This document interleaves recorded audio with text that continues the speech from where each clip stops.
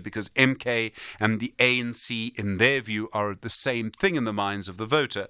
The advocate for MK, do I need to tell you his name? Dali Mpofu. He says that the ANC doesn't actually own the trademark to MK. They are not the owner. They're not in the legal phrase, they use the phrase proprietor, which I always battle a little bit to say. Anyway, he says that, in fact, it's owned by something called Legacy Projects. I don't know what that is.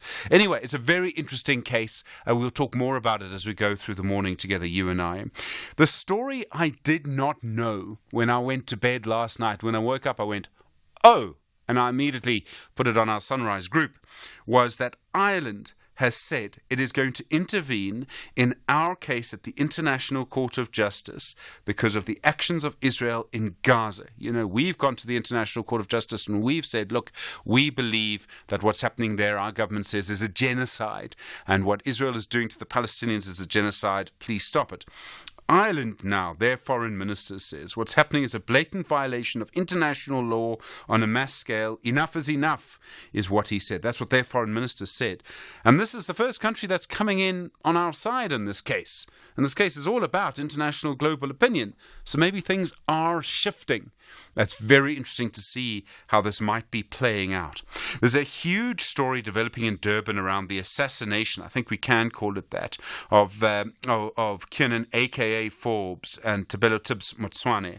And you remember all of that, of course. In court yesterday, the people accused in South Africa, not the two in Eswatini, who are accused of the murder, they're applying for bail. And the state says, as part of its evidence against why they should not be granted bail, says that a prominent businessman, they named the person in court, Sydney Mfunda Nkaka, paid 800,000 rand to one of the accused. Now, you know where this is going, right? I think, do I need to fill in the gaps? But basically, they're saying this person paid 800,000 rand through one of their companies and gave the money to one of the accused. And then they traced the money from there. It went from this person to that person. But it's a big story. This is a huge story in many different ways. And I think we're kind of only scratching the surface of it in some ways. The province of Gauteng today, this was on sabcnews.com this morning, they say that they're actually going to suspend the licenses of taxi associations, the Soweto Taxi Association, WATA and Nanduwe, because they've basically been involved in fighting. There's been a huge amount of violence between them. And so to try and stop it, they're going to suspend the registration or suspend the licenses of those taxi associations. We'll see if there's going to be a big reaction to that. I think there might be. And then Amabungani has a big story this morning around a taxi boss, Bonke Makala, in the Eastern Cape. And they say he is the person who is responsible for the attacks on Intercape. Do you remember Intercape is the bus company, the long-distance bus company? They've gone to court to say that the police must stop these attacks and that they are all linked. And the police actually went to court to appeal it. They say, no, they're not linked. Well, Amabungani says this is the person responsible for it. This is the transport company he's created, and this is how it all pans out. It's a very, very interesting story. He's actually in jail at the moment, I think, on murder charges. And then I'm not wearing a hat, but I must tip my hat and say farewell to the kind of journalist, a journalist who was the kind of journalist I wanted to be, still want to be, Tony Hurd. He's the editor of the Cape Times for a long time during apartheid, who passed away yesterday after a short illness. I must tell you, I know his daughter, work with his daughter. But Tony Hurd was someone who I never met. I don't think I ever communicated with him. I might have done one or two interviews. He worked in government for a little while for Nelson Mandela when he was president. But before that, he did something in the 80s that was incredibly brave. Is that he, as editor of the Cape Times, did a long interview with O.R. Tambo, who of course was leader of the ANC in exile, and published the whole thing. And he went by himself as the editor. He didn't get anyone else involved, did it himself, published it. There were huge repercussions at the time. The company that owned the newspaper wanted to fire him. They wanted to give him a huge amount of money, actually, so long as he would say he hadn't been fired for political reasons. And he said, no, I'm not going to do that. You are firing me for political reasons. It's an incredibly brave man. And as I say, the kind of journalist I want to be, if I can put it like that. So, Tony Hurd, we will miss you, I'm afraid to say, passing away yesterday. Good to hear from you this morning. 086 000 2032, SMS 41391. You tweet us, FM Radio, and at Stephen Grootes. Send your WhatsApp voice notes to 0614 104 107. Good morning. Fly better to your next holiday. Book your flights with Emirates to a holiday in Dubai, London, Istanbul, or Paris. Look forward to delicious regionally inspired cuisine, enjoy free-flowing premium drinks, and relax to your favorite movies on the way. Because it's not just about the destination, it's how you get there. This year, fly Emirates. Fly better. The Industrial Development Corporation, IDC, believes in the power of transformation and driving sustainable economic growth. We're not just financiers. We're architects of opportunity and partners in shaping our communities for a shared, brighter tomorrow. Our mandate for inclusivity in the economy is the reason we fund Black industrialists, Black-owned companies, women, and youth-empowered enterprises. Speak to us for tailored funding support and let us catalyze industries and create jobs together. The IDC. The Blues are looking for nothing but victory to cement a decent top half position. Mudryk takes over. Mudryk's through. Mudryk round the goalkeeper. Oh, it's fantastic. But the Clarets need full points to step out of the uncomfortable zone. Come on, Jakob. Jakob Brun-Larsen scores. Burnley. Perfect penalty. Keeper went the right way. Too much on it. This is the Premier League. Witness the superb contest between Chelsea FC and Burnley FC on Saturday, 30 March at 4 p.m. live on S3. Also available on SABC Plus and SABCSport.com. Hashtag We Love It Here. Brought to you by SABC Sport. For the love of the game. The Daily News Diary on SAFM. And Musa, good morning. How are you doing? I'm well, thank you, Stephen. How are you? Yeah, I'm all right. It's going to be a busy day. We've got the big Electoral Commission press conference later. Yes. It will be the IC briefing the media on the candidates list that was submitted by political parties and independent candidates wishing to contest the upcoming elections. And after reviewing the objections, the IEC will also have an announcement on its decision. I think I know who we'll all be focusing on. Definitely, we all know if that will be. Well, we're also looking ahead to the Deputy President Paul Mashatile's briefing in the National Assembly, where he's expected to brief Parliament on plans led by government to deal with criminal activities in the construction sector and also plans to drive the private sector investment towards addressing the triple challenges of poverty, inequality and unemployment. And Stephen, with the Easter weekend, we can expect heavy traffic volume. So the Gauteng Department of Roads and Transport will be launching the Provincial Easter Road Safety Campaign, placing its focus on road safety awareness with the drivers as well as passengers. And lastly, a council meeting in the city of Ekurhuleni will be convened to table a no-confidence motion against the council speaker, Ntabiseng Chibenga, and the... So that's all going ahead. I mean, this is the EFF and the ANC coalition there. Yeah, so the question would then be, what will happen if the no-confidence motion in the speaker is actually passed? Sure. A lot will happen, I suspect. Yep. And Musa, thank you. We'll be listening on the radio 18 minutes after 6. Stephen Grootes on SAFM. Let's have a look at your weather around the country this morning. Tshwane, partly cloudy, scattered showers, thundershowers 16 and 28. Johannesburg today will be partly cloudy, scattered showers and thundershowers 14 and 27. Vereeniging, partly cloudy, scattered showers and thundershowers 13 and 27. Bombela, cloudy in the morning, drizzle and fog, otherwise partly cloudy, isolated showers and thundershowers 16 and 27. Polokwane, partly cloudy, 15 and 28. Mahakeng, partly cloudy, scattered showers and thundershowers 18 and 27. Vryburg, partly cloudy, scattered showers, thundershowers 15 and 28. Mangaung, morning fog, otherwise partly cloudy, isolated showers and thundershowers 12 and 26. Kimberley, partly cloudy, isolated showers, thundershowers 15 and 29. Uppington, fine, becoming partly cloudy from the afternoon 19 and 32. Cape Town, partly cloudy, becoming fine from the afternoon, a moderate to fresh southeasterly 17 and 24. George, cloudy in the with morning fog, isolated showers, rain in the evening, a light and variable wind 17 and 22. Gqeberha, cloudy, isolated light morning showers and rain, becoming partly cloudy, a light southeasterly wind 18 and 22. East London, cloudy, isolated light morning showers and rain, a light westerly wind 18 and 22. eThekwini, cloudy, scattered showers and thundershowers, a light to moderate southeasterly 21 and 27.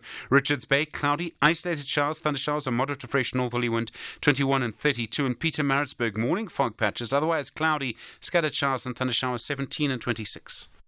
Star-crossed meetings between wild animals and people sometimes happen. In fact, they happen more often than we think. Some very special people in Africa find themselves in these highly unusual friendships, and they wouldn't change it for the world. The only word that can really describe what they're experiencing is love. We follow these poignant stories and show the rest of the world how love goes wild. Channel your best adventure with Love Goes Wild, weekdays at 4:30 p.m. only on S3. Think bigger than just a banking partner. Think a team of specialized experts supporting you to make better financial decisions to enable your growth aspirations. Think a strategic partnership providing indispensable advice to help you make the right moves. Think bigger. Think Nedbank Commercial Banking. For more information, visit nedbank.co.za. See money differently. Nedbank. We're a licensed FSP and registered credit provider.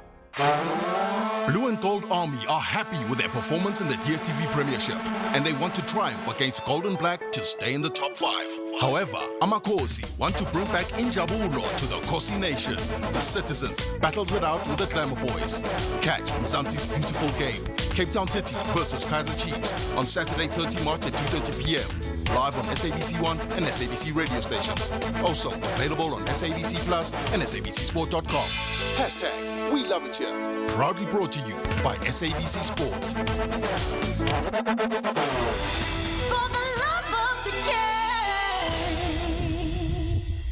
Worldview Update, bringing you closer to international or global news. 21 minutes after 6, the time in Russia, there's still huge questions about how the attack on the Crocus Concert Hall in Moscow was planned and executed. 11 people have now been arrested for the attack. 139 people were killed over the weekend. The Russian President Vladimir Putin has said those responsible were going to Ukraine and that a window had been created for them to cross the border.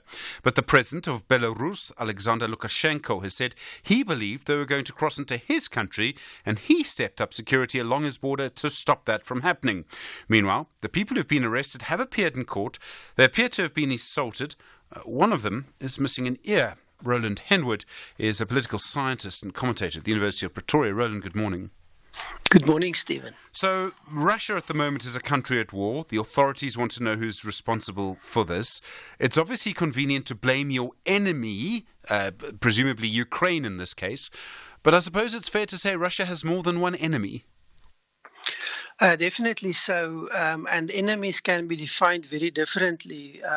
I think what this attack has done is to elevate other dimensions of Russian society, the dynamics in Russian society, but also the regional dimension of what is happening, which does not get a lot of attention. The issue of migration into Russia, migrant workers, the number of people in Russia, the way they are being treated. And these are familiar stories that cover the globe. We see these everywhere.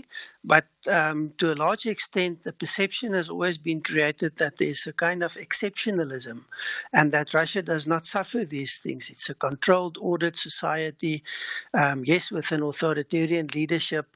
But what happens here is there's a different dimension. And I think what Mr. Putin tries to do is shift the spotlight away from the internal issues, also trying to create an opportunity for himself to legitimize the war that he's engaged in Ukraine, and trying to create an opportunity to probably intensify that conflict as a way of shifting attention and hopefully trying to achieve some gains in the war, because there's an opportunity for him, given the problems with the procurement and supply of arms and equipment to Ukraine. There's so many questions about the incident itself. Western media is focused on the fact Putin himself did not appear in public for many hours after the incident. But the police did not respond for a long time. There was no security for the event itself. Most of the people, as I understand it, didn't die from being shot by the attackers. The attackers had time to set the building on fire.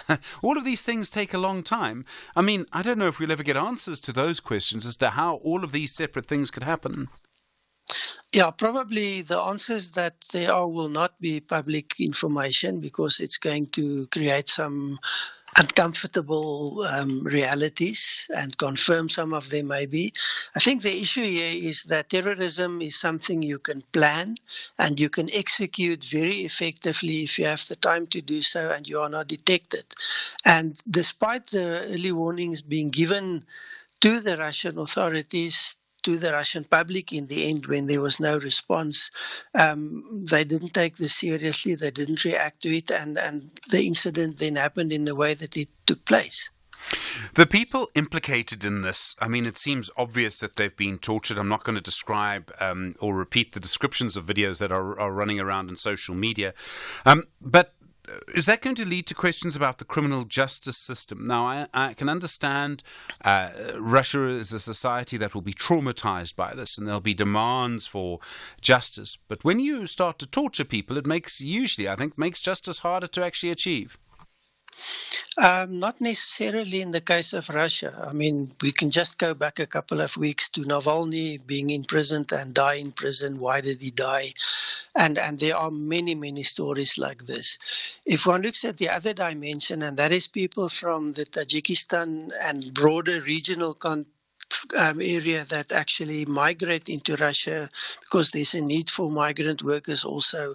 And what I found is there are more than 10 million registered migrant workers in Russia, many more undocumented, and it's a huge problem. There's a yearly raid on people, and what the indications at this stage is that there's a huge increase in attacks on people from Tajik and Kazakhstan and these places because of the fact that they look like the people who perpetrated these incidents, and most of this done by the security forces. In other words, police, etc. And that indicates the issues at play and the issues that underpin what is happening in Russia, and also the fact that Russian society does not react differently to many others in the world to these perceived threats, not necessarily real threats, but perceived threats. Roland Henwood, thank you. Really appreciate the time. Political scientist and commentator at the University of Pretoria. 27 minutes after 6. This is SAFM Sport with Zai Khan. Zai, good morning. Good morning. Laura Wolfhard. Oh, there's a name that's going to stay in the books. I know. She's affectionately known as Wolfie as well, nabbing her maiden century just in time for an Easter feast, etching her names as well in the record books. The stunning innings steered the team to a 79-run victory over Sri Lanka in the first T20, kicking off the series with a bang in Benoni. Wolfhard now the third South African woman to achieve this feat, showcasing a masterclass in batting with 102 runs of 63 balls. Supported by Marizanne Kapp's 60, the duo amassed a 116-run partnership, setting a challenging 198 for 5.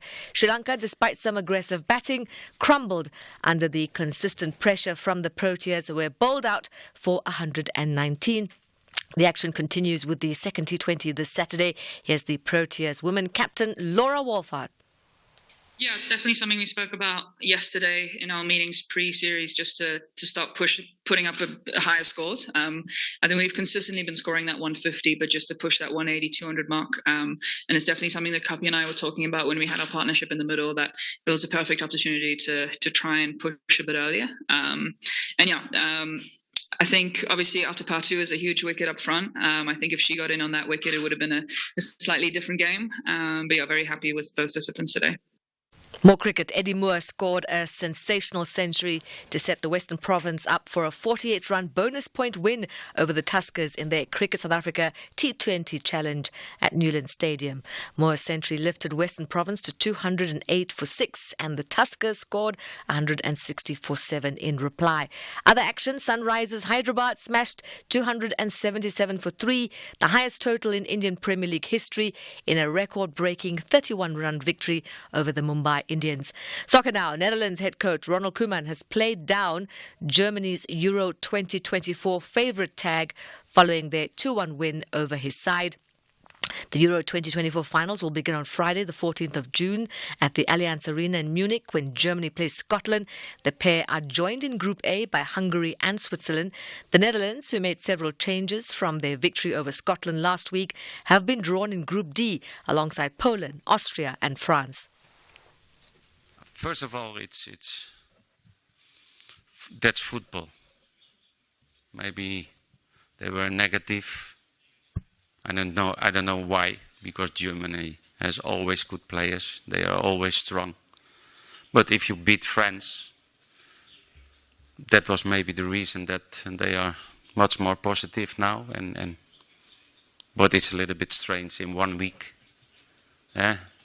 to be negative, and after that they are the big favorite to win the Euros. I think it's a little bit more in the middle. Netherlands coach Ronald Koeman on Sunrise. And finally, rugby, the Baby Box gearing up for a thrilling face-off against the New Zealand team in the Under-20 Rugby Championship opener.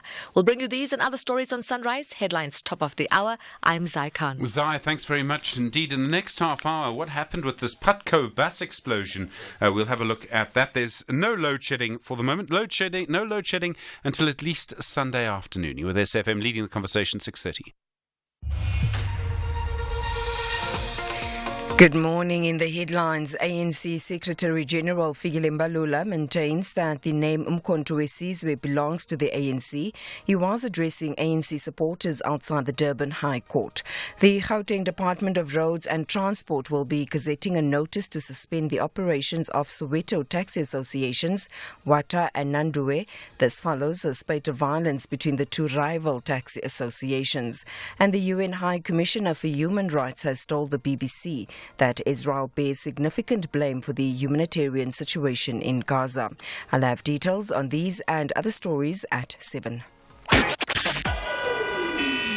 SAFM, guiding you through the rush hour traffic. Just in the Free State, there's been quite a big crash on the R59 just north of Parys. If you're using that particular route this morning, and you may be sort of venturing off to Easter destinations, it's likely that you will probably be disrupted there for some time. R59 between the M1 highway and central Parys. Crash at the Deepcliff interchange again this morning, following yesterday's massive one on the way out of town. This morning it's on the way in N1 north onto the N12 East at Deepcliff, being held by that earlier collision scene. R21 moving okay between Pretoria and the airport. We're keeping an eye on the construction around Clayville. Let you know as soon as that starts to slow down.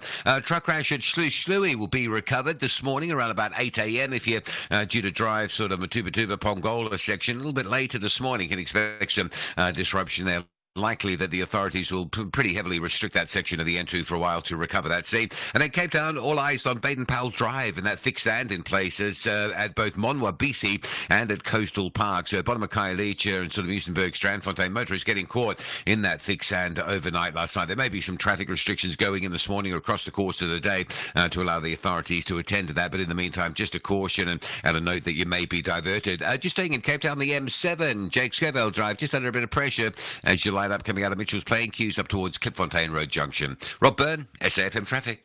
The business update on SAFM. Ray Machlaka, it's a difficult day for all of us. Good morning. Good morning. It is sad, but also quite exciting, though. For you, okay. We'll say goodbye to you properly after 8:30. Asian markets, US markets, how are they looking? Well, it is US markets that are down across the board. Investors are awaiting inflation data in the US that will be released later today.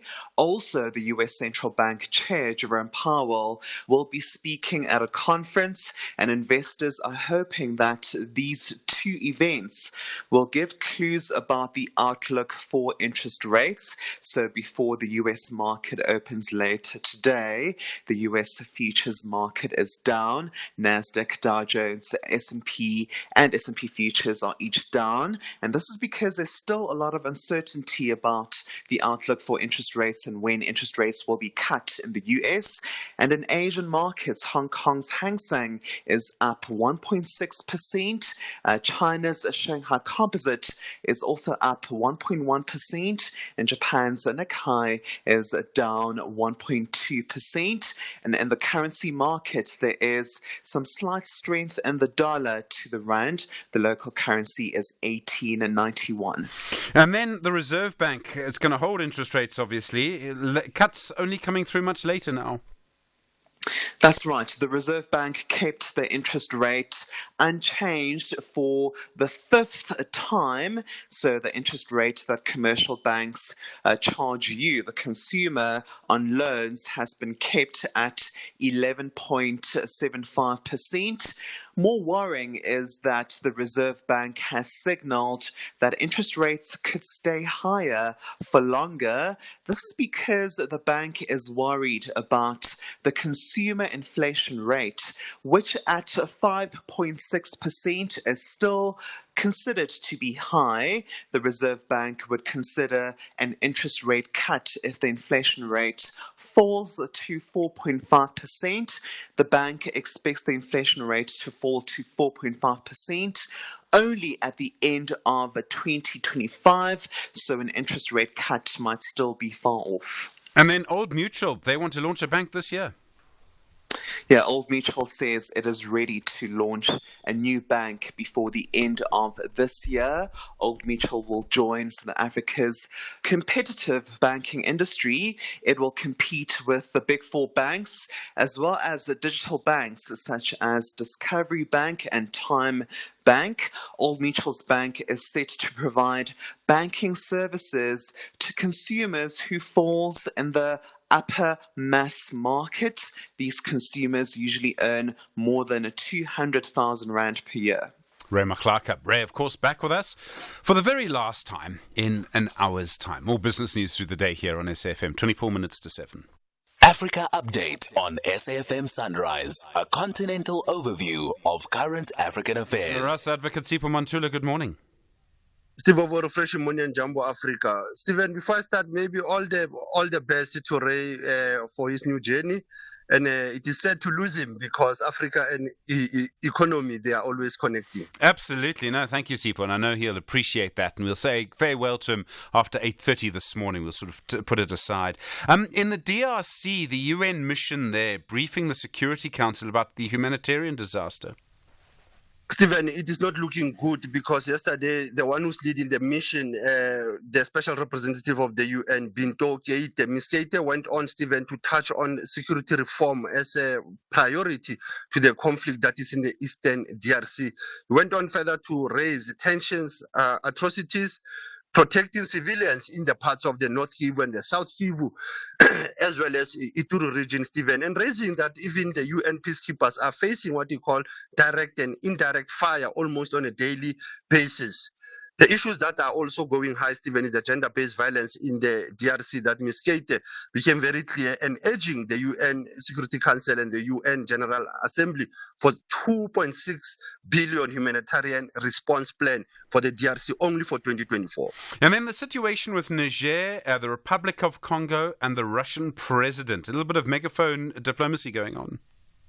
And Mali as well, Stephen. You know, Putin, since has been re-elected into power again, Stephen, this week he has been having the megaphone engagement, starting with Niger, engaging Congo Republic, Denis Nguesso, and now engaging as well as Assimi Goïta of Mali. And they're saying it is all about security cooperation.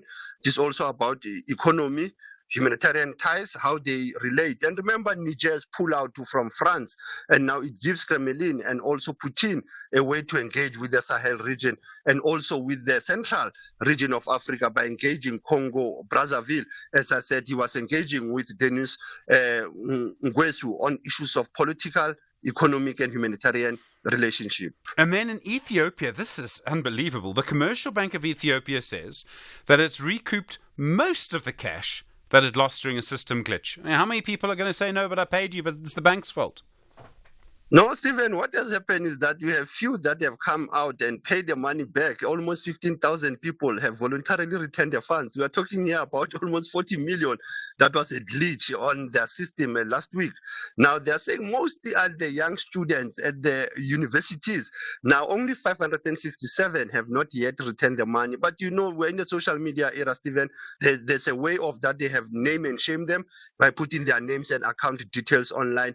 And universities are also pleading with some of the students to return their money to the bank. And we are talking of the bank that was formed in 1963, the Commercial Bank of Ethiopia.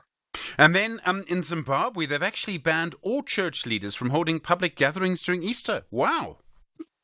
Stephen, it is the cholera issue, but also is the issue of that these public gatherings, it appears that the Ministry of Health have said that they will also put systems in terms of providing water, providing sanitation, because what has happened there, that spike has gone to almost 27,000 cases in Zimbabwe. Even if there are still recoveries that are many, you still have a challenge that President Mnangagwa also have raised the issue of having what they call solarized water facilities, and also to install the boreholes, Stephen, because that's where we are getting to the Easter weekend, and cholera cases are going high in Zimbabwe, and hence the government has also put that ban starting from today, actually, Stephen, until they are dealing with these cholera cases. And then the 28th of March, 1960, it's an important person that you're remembering, something they did, and that person was interviewed by the journalist Tony Hurd, who passed away yesterday. Stephen, that is Oliver Reginald Tambo, who left to exile on this day 64 years ago, just 7 days after the Shavilanga massacre and the revolution that happened. And it was from the instruction from the African National Congress. And we know, Stephen, he went exile. He was followed by his late wife, May Adelaide, and his children. And when he was in exile, as we have said, that he was able to return in 1990, but he played a critical role in the international solidarity of the ruling party, the African National Congress. Asante Sana, as we are still leading the conversation, SAFM observing the Human Rights Month. Russ Advocate Sipho Mantula, thank you so much. All right, lots to come. There'll be a lot more news from our continent as we go through the day.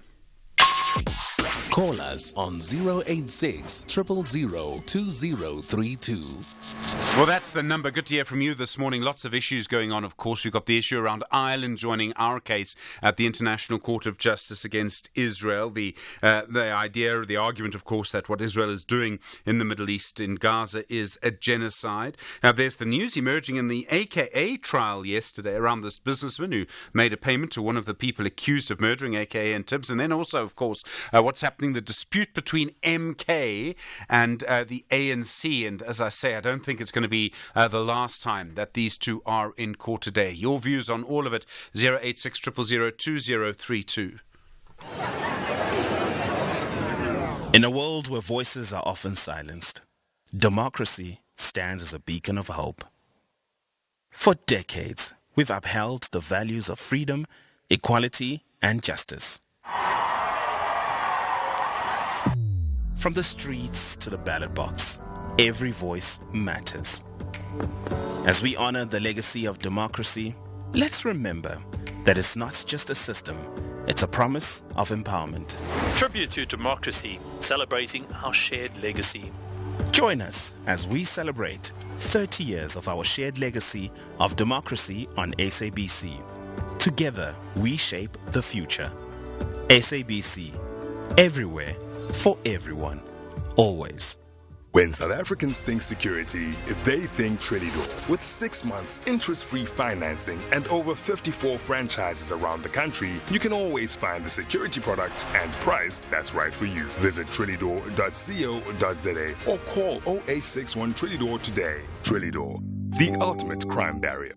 ES Tunis plan to disallow their visitors any breathing moment, but ASEC Mimosas remain extremely hungry for maximum points on the road. The North takes on the West. This is the first leg quarter-final battle of the CAF Champions League. Witness Africa's beautiful game. ES Tunis versus ASEC Mimosas on Saturday 30 March at 11 p.m. Live on SABC Sport on DTT Channel 4. Also available on SABC Plus and SABCSport.com. Hashtag We Love It Here. Proudly brought to you by SABC Sport.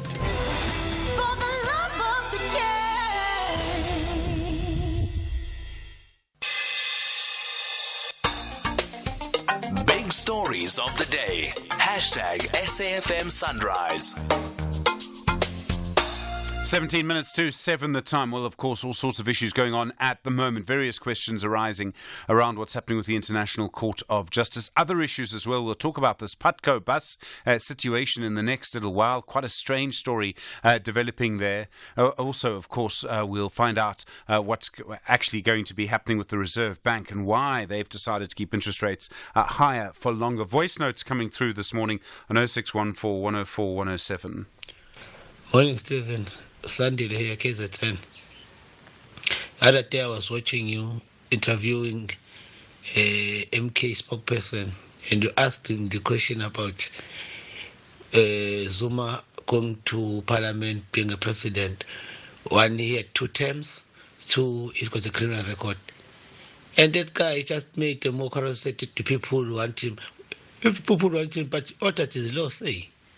Please try and interview him again today, and so everybody can hear what he's going to say. Thank you. All right. Well, yeah. Look, he did say that the aim, and I think this has been made public by MK, is that they want a 2/3 majority to change the constitution. Zakes in the Free State. Hi. You want to talk about corruption? Good morning. Yeah, I'm okay. Stephen, how are you? All right. Go for it. Yeah, I just would like to know. There's always been a talk about the corruption in the ANC. Yeah. And I just would like to know, during apartheid system, was there no corruption? No, there was plenty of corruption in apartheid, Zakes. And I mean, there was plenty of corruption. I mean, not just the immoral corruption of the whole system, but there was corruption for money too, if you know what I mean. So yes, And then, yeah, and then, second question is this one, please, Stephen. Yeah. Stephen. Yes, you still here? I just would like to ask, can you 24? Eh? Can I what? I just would like to ask News 24. Okay, what about them? I can't speak for them. Yeah. Yeah, they should be in collaboration with John Steenhuisen. Why do you say that? What I would like them to investigate, because they seem to be very good in investigation. Yeah. They should go and investigate who killed Steve Biko. Oh, okay. Well, there's been a lot of investigations into that, and he died in police custody. We know the names of the police officers. We know what happened there, Zakes. An intellectual and academic who was killed brutally. Yes. Yeah. Okay, Zakes in the Free State. Thank you. 14 minutes to 7. Agenda-setting conversations of the day. The bus company Putco confirming 22 people were hurt when a bus in Centurion suddenly caught alight. People had to jump out of the windows. The vehicle was covered in flames and smoke. Linda Kogler Kolo is the spokesperson for Putco. Linda Kogler, good morning. Thank you so much for having us. What happened? This sounds very dramatic. Yeah, from the report we got, the driver said that he heard a noise underneath the bus while he was traveling from Big Tree to Irene in Centurion.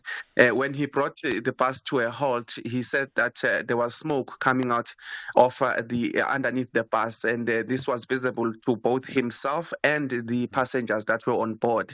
There was then panic, and while some passengers were trying to make their way out of the bus, others had opted not to actually form a queue because you could understand the urgency of the matter. So they used our emergency exits, which are our windows, and that's literally what happened and what is depicted in that particular video. But according to our interim report, we understand that what had snapped, which is the sound that the driver had, was a prop shaft underneath the bus, which hit the tar and then damaged some of the wiring underneath the bus, which sparked the fire. So that is the understanding from the initial or interim report, but investigations are still ongoing in terms of understanding exactly what had happened. But it's apparent from the evidence that we found on the bus that it was in fact a snapping of a prop shaft that damaged the wiring underneath the bus and caused the fire. So were the flames coming maybe from oil or something like that? Because normally diesel doesn't sort of burn that easily. It's not necessarily oil. I think it's the wiring underneath the bus, the electrical wiring that caused the spark, which then ignited the flames there. But it's not necessarily the diesel tank itself, because it would have been much more damaged than what we saw. And the driver haven't been able to extinguish the fire. We saw that there was nothing flammable as such that could have perpetuated the fire to be worse than it was. So it was just that wiring underneath the bus. Very scary in a way.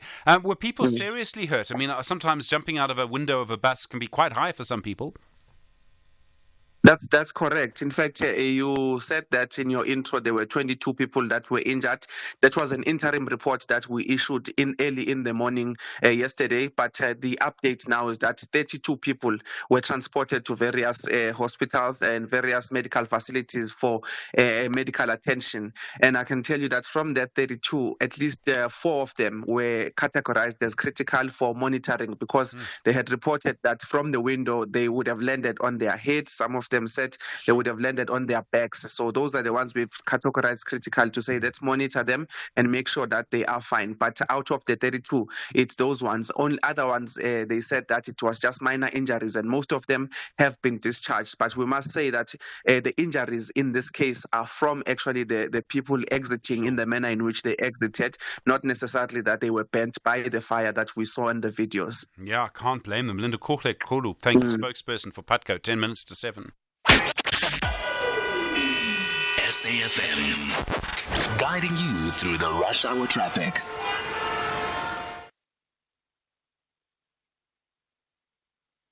Like what you hear?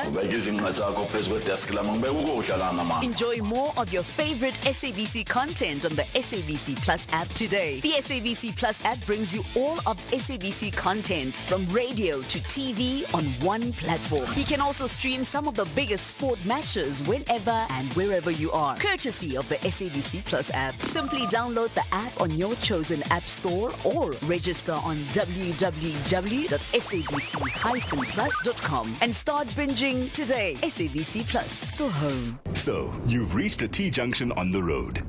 You can go left or right. Within 32 days after receiving an RTO traffic fine, you can pay the fine and get a 50% discount. Pay in installments, nominate the driver responsible, make a representation, or elect to be tried in court. To learn more about the Administrative Adjudication of Road Traffic Offences Act and your rights and options as a motorist, go to rtia.co.za. Change the way South Africa drives. RTIA, giving you peace of mind on the road. Those who love the beautiful game can never have enough of the incredible moments. Like the fascinating last-minute goals, the unbelievable saves, the top-of-the-range reviews of critical match scenarios by the legendary Mr. Ref, the mummies of the week, and highly knowledgeable analysts. Catch Soccer Zone on Mondays at 8 p.m. Live on SABC Sport on DTT Channel 4 and SABC 1 at 10 p.m. Also available on SABC Plus and SABCSport.com. Hashtag We Love It Here. Proudly brought to you by SABC Sport. For the love of the game.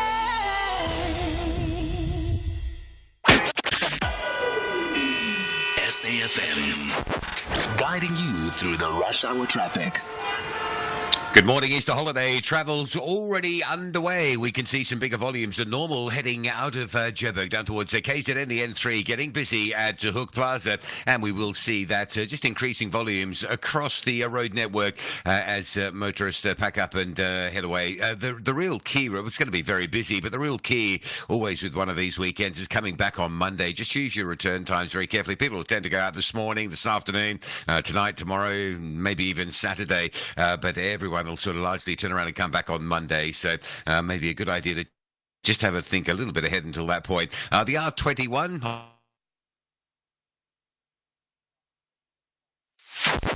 Agenda-setting conversations of the day. All right, sorry about that. Not quite sure what's happening with that connection to Rob Byrne. We'll try and fix that for you, but sorry about that. Calls coming through this morning on 086-000-2032. Rex on the line from Leidenburg. Rex, hi, good morning. You want to talk about climate change? Stephen, you've been talking about it for the last 2 days, and I couldn't get through. Now, all politicians, farmers, and these academics have all got vested interests, and they're all protecting their own little turf.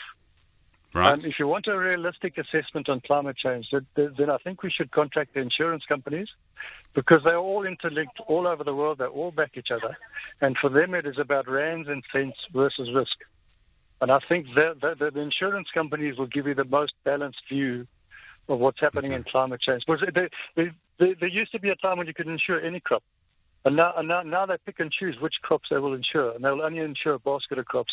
And the second thing is, wacky politicians that don't know what they're doing are a far bigger threat to food security in this country. Sorry, Rex, I don't want to misunderstand you. You're saying that climate change is happening, or do you believe it's not? It is happening, but the insurance companies will work it out, risk versus rands and cents. Oh, I see. So they will give you the most balanced view of what's happening, because even these academics that have to raise funds, they've got agendas, and a scientist can prove anything. He just doesn't have to tell you the whole truth. All right. No, yeah. I'd never thought of looking to the insurance industry, but I see what you mean. All right, Rex in Leidenburg, thank you. Interesting. Tommy on the line from KwaZulu-Natal. Former President Zuma, he's been talking about elections. Yes, Stevens. I want to request you that you zoom in, because I can foresee that there is a mischief here that we need to expose in time. Zuma, the former President Jacob Zuma, was amongst the people who participated in shaping the constitution that was adopted in 1996. Yeah. And it was adopted as a supreme law of the country. Any law or conduct that is inconsistent with it should be null and void. Now, we are going to the national and provincial election, and obviously it is guided, amongst other things, by the Constitution as a supreme law. If you go to Chapter 4, please, Stephen, follow up on this matter. If you go to Chapter 4, it talks about the composition of the Section 46. Yeah. Okay, so Tommy, never mind the numbers. What are you trying to get to? Yes, I'm saying it is surprising that the MK party has submitted the name of Jacob Zuma, who does not qualify in terms of the Constitution. On the membership, Section 47, subsection E, it reads as follows. Anyone who, after this section took effect, is convicted of an offense and sentenced to more than 12 months imprisonment without an option of the fine. Yeah. It does not qualify to stand for the next 5 years. Yeah. So Zuma does not qualify. Yeah. And he knows this, but they are doing it deliberately because they want to create conditions for violence. Now they must tell us why is the name of Jacob Zuma submitted when Zuma does not qualify for the next 5 years. Tommy, remember that you are supposed to be serving the sentence. He's not there because he was pardoned by the president. But it does not change the fact that he got a sentence that is more than 12 months, which then disqualifies him for the next 5 years. Yes. No, Tommy, I don't know if he was pardoned. I think it was medical parole, but I hear you. Tommy on the line from KZN, thank you. I think it's a strong point and a strong question to put to MK. And obviously we'll see what happens with the objections process today. First in the morning, SAFM Sunrise with Stephen Grootes. The Reserve Bank's Monetary Policy Committee confirming yesterday is keeping interest rates on hold, signalled it will probably keep rates where they are for longer than was expected, and that's because inflation is higher than was previously predicted. Iraj Abedian is a well-known economist. Iraj, good morning. When we see inflation staying higher than we want it to be, I suppose the bank has no choice. It has to keep rates higher for longer. Good morning, Stephen, to you and to the listeners. Yes, absolutely. And the Reserve Bank, our Reserve Bank, is not the only Reserve Bank that has to keep it higher for longer. All around the globe, just about, that's the situation. And that's because globally, the cost of production, the cost of trade has risen and has remained high since the advent of COVID-19 because disruptions to the logistics under COVID was followed by disruptions to the cost of production and security because of Russian-Ukrainian war, followed by the Red Sea as we speak. So there is a global disruption to the cost of doing business, all on the wrong side, meaning the cost is going higher and staying higher and remains what economists call it sticky. In other words, it doesn't come down.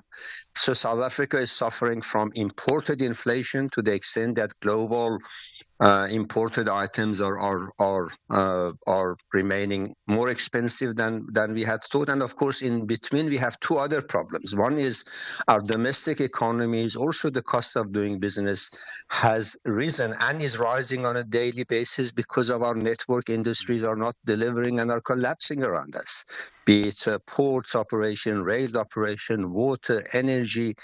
And we see it daily and weekly when the companies report. They say we had to spend another $1 billion or $2 billion to keep the lights on or water on. And that, at the end of the day, means the cost of producing goods and services goes up and remains high. And the other domestic factor is that due to the uncertainties that we have around our own geopolitical situation, is inflation. Our exchange rate remains volatile and remains on the weaker side, which means globally high prices, when converted to rand, they even get higher. And those factors combine to create this higher for longer interest rates in the country. So probably only end of the year, maybe even next year, before we get a cut?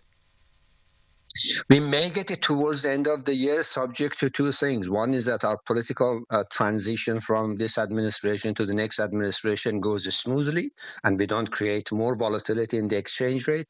And secondly, if the global geopolitics settles down to at least not put upward pressure on the cost of fuel, for example, which is a major item of import for us, or industrial products that we have to import, and very importantly, export of our exportable commodities and goods to the rest of the world. Those are two important conditions that we have to look for. Iraj Abedian, really appreciate it. Thank you. Chief Executive of Pan-African Investment and Research Services. In a moment, more on Ireland joining our application at the International Court of Justice over Gaza. More as well on yesterday's trademark fight between the ANC and MK. You're with SFM leading the conversation 7 o'clock. Independent and impartial. This is SAFM News.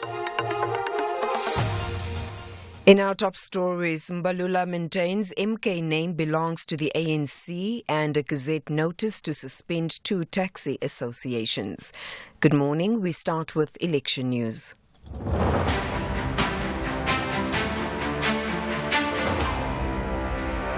The ANC Secretary-General Fikile Mbalula maintains the name Umkhonto weSizwe belongs to the ANC. He was addressing ANC supporters outside the Durban High Court. The ANC seeking an interdict against the MK party, claiming that the MK name and logo are part of its heritage and intellectual property. Judgment has been reserved in the matter, Mbalula elaborates. We lost in Bloemfontein and we will not appeal. We are here again for 2 things, which is common law and the trademark. We say this trademark belongs to us, and it doesn't matter when we registered it. No, it doesn't. It belongs to us. This MK belongs to the ANC, and thieves do as they please here. They steal our things and run with it, whereas they know that it is. Former President Jacob Zuma, who backs the MK party, says the ANC lacks strong arguments in the case. Zuma addressed MK party supporters outside court. They're frustrated now because they lack strong arguments in court. We are still using the same courts that have been used previously. I had the other representatives failing to express themselves because they don't know what to say. The thing is that they thought everything is easy and they win whatever is in court. Even if they bribe, they win. Things have changed now. We are MK now and nobody will touch us. The city of Ekurhuleni in Gauteng is expected to convene today, where a no-confidence motion is expected to be tabled against Council Speaker and EFF Councillor Ntabiseng Chibenga. The motion comes as members of Council await a legal opinion on whether a no-confidence motion in the Mayor, Suvuyile Ngodwana, can be amended by other parties in Council.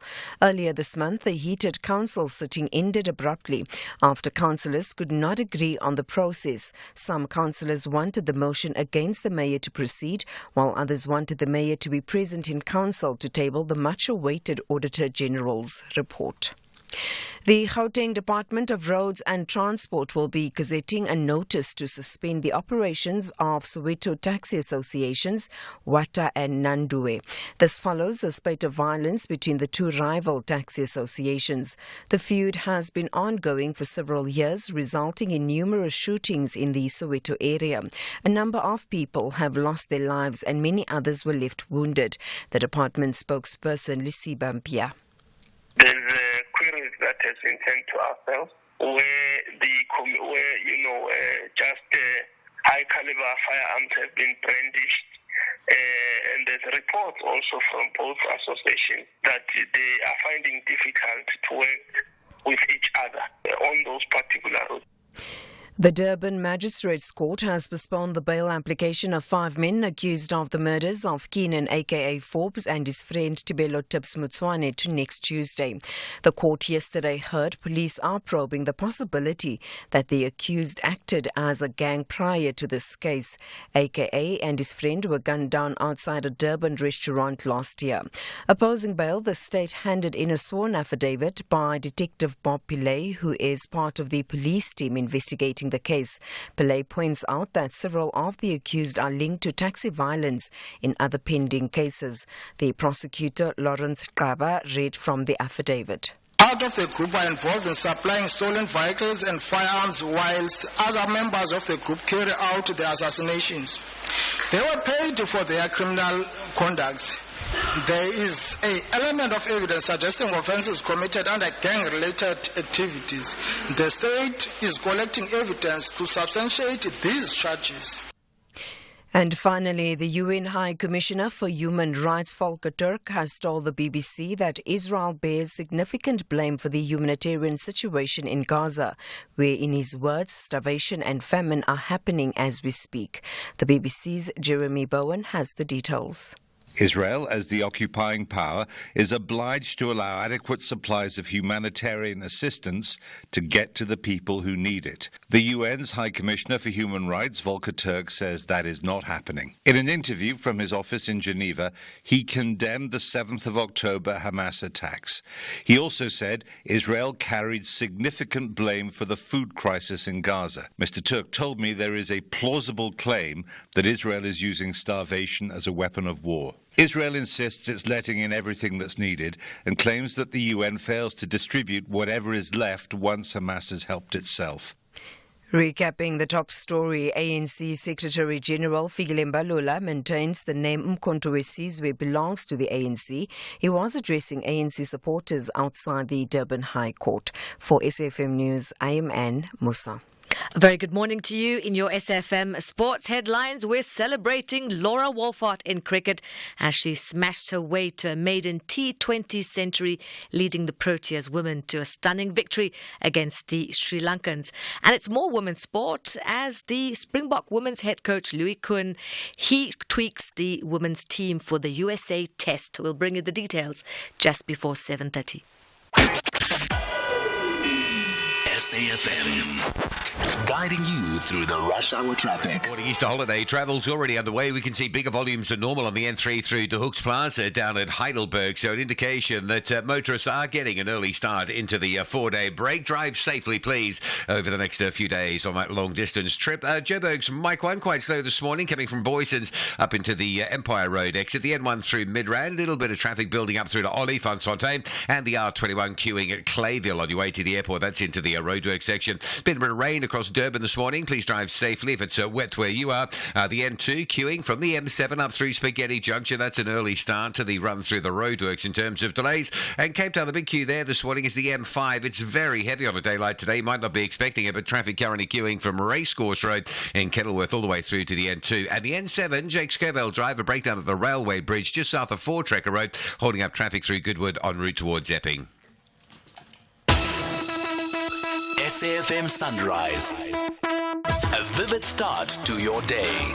7 minutes after 7, good morning. You're with SAFM Sunrise. I'm Stephen Grootes. Right, developing stories this morning. We'll get some analysis on Ireland's decision to intervene in our application to the International Court of Justice over Gaza. Also, more on the trademark dispute and the law of all of it between the ANC and MK. Later today, that big announcement around objections. From 8:30 this morning, it is Thursday, but it feels like Friday, we'll ask you for your story of the week. So what for you is the most important thing? Might well be about MK, might be about the situation in Gaza, could well be all manner of things. So your story of the week might be AKA revelations there yesterday, but your story of the week, you might want to phone him Duan Stanza now on 086 000 2032 and book your spot for 8:30. 8 after 7, good morning. Yanga have a massive mission to dish out orders in Dar es Salaam against 2016 champions. However, Masandawana believe in their ability to succeed anywhere on African soil. This is the first leg quarter-final encounter of the CAF Champions League. Witness Africa's beautiful game. Young Africans versus Mamelodi Sundowns on Saturday 30 March at 8 p.m. Live on SABC Sport on DTT Channel 4. Also available on SABC Plus and SABCSport.com. Hashtag We Love It Here. Proudly brought to you by SABC Sport.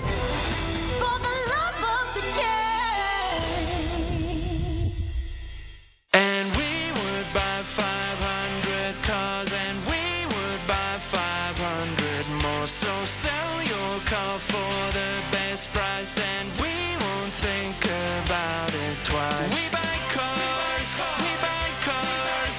Da-da-dun-da-dun-da-dun-da-dun-da-da-da. We buy cars, we buy cars. Da-da-dun-da-dun-da-dun-da-dun-da-da-da.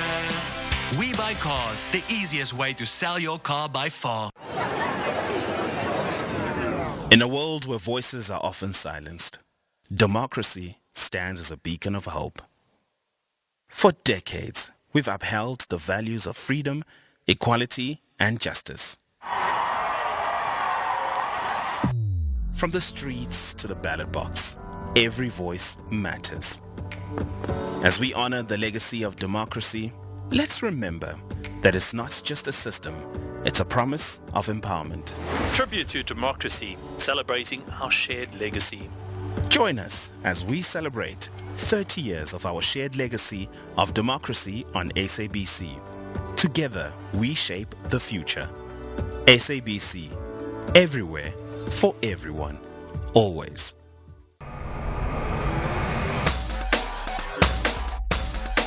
SAFM 104 to 107. Nationwide. 10 minutes after 7, good morning. Well, confirmation overnight. Ireland has decided to intervene in our application to the International Court of Justice to have Israel's actions in Gaza declared a genocide and to stop Israel's offensive there. It's reported at least 30,000 people have been killed in Gaza through Israel's actions following the Hamas attacks on Israel and Hamas taking Israeli hostages. Ireland now describing the situation in Gaza as a blatant violation of international law on a mass scale. Their foreign minister used the phrase, enough is enough. Professor John Stremlau is an honorary professor of international relations at Wits University. Professor Stremlau, good morning. Thanks for agreeing to speak to us at short notice on this developing news.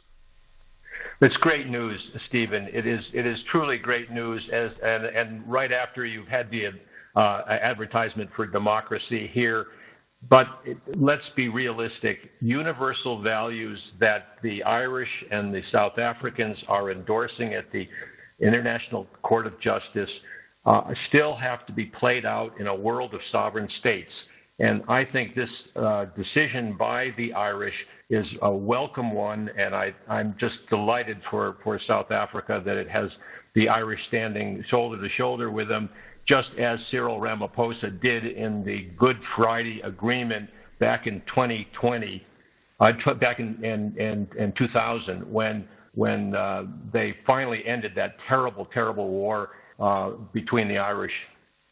Could it lead to other countries joining? Could Ireland just be the first? And in a way, people will see, I don't know if this is the right phrase, but which way the wind is blowing. Sometimes one country joining another country leads to a whole flurry of countries joining. Well, you know, Irish have a very deep relationship to the United States, and Joe Biden is Irish-American after all. And the United States abstained from a UN Security Council vote on an immediate ceasefire just a few days ago, and that was a huge step forward in the direction of affirming that South Africa's defense of universal values in the case of human rights, enough is enough, as the Irish foreign minister, and you quoted, has said. And in the case of the abused Palestinians, this ethnic cleansing has got to stop. This entire case, in a way, has never been about actually getting the International Court of Justice to come to a final declaration that this is a genocide. I mean, obviously that's an important part of it. But it's also been about trying to change global public opinion. And do you think that is happening? And we've seen, of course, the United States, the politics there appearing to be changing. You mentioned the abstention at the UN Security Council vote this week. But we've seen many Western countries, I mean, even Germany this week, which has backed Israel for many, many years, now being quite critical of Israel too. I mean, as The Economist put it, is Israel alone? Well, it's alone, but it's not alone in the sense that we still are a world of sovereign states. And so you have Vladimir Putin ascribing this terrible concert bombing by Islamic fundamentalists as somehow linked to Ukraine. And I don't think the intelligence proves that, but I think that democracies have to, like you're doing right here now, air these kinds of issues so that people understand that democracy is hard work. And we all have to stand shoulder to shoulder as Democrats. Professor John Stremlap, really appreciate the time. Thank you very much indeed. At short notice, Honorary Professor of International Relations at Wits University, Ireland, joining our application at the International Court of Justice against Israel's actions in Gaza. 14 after 7. Big stories of the day. #SAFM Sunrise. Well, at around 4 p.m. today, the Electoral Commission is due to announce which objections it's received to the candidates political parties want to represent them in Parliament and provincial legislatures. The IEC says it will also announce whether it's upheld those objections or not. As you know, as I understand the law, former President Jacob Zuma would not be eligible to be a candidate.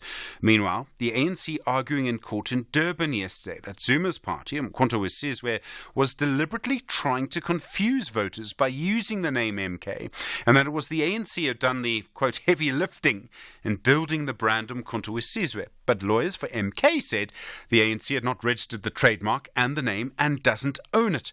The ANC is asking judges to rule MK cannot use the name. As you know, I think many historians will sort of point to the long involvement of the ANC that they would say would start at MK as its armed wing during the struggle for democracy.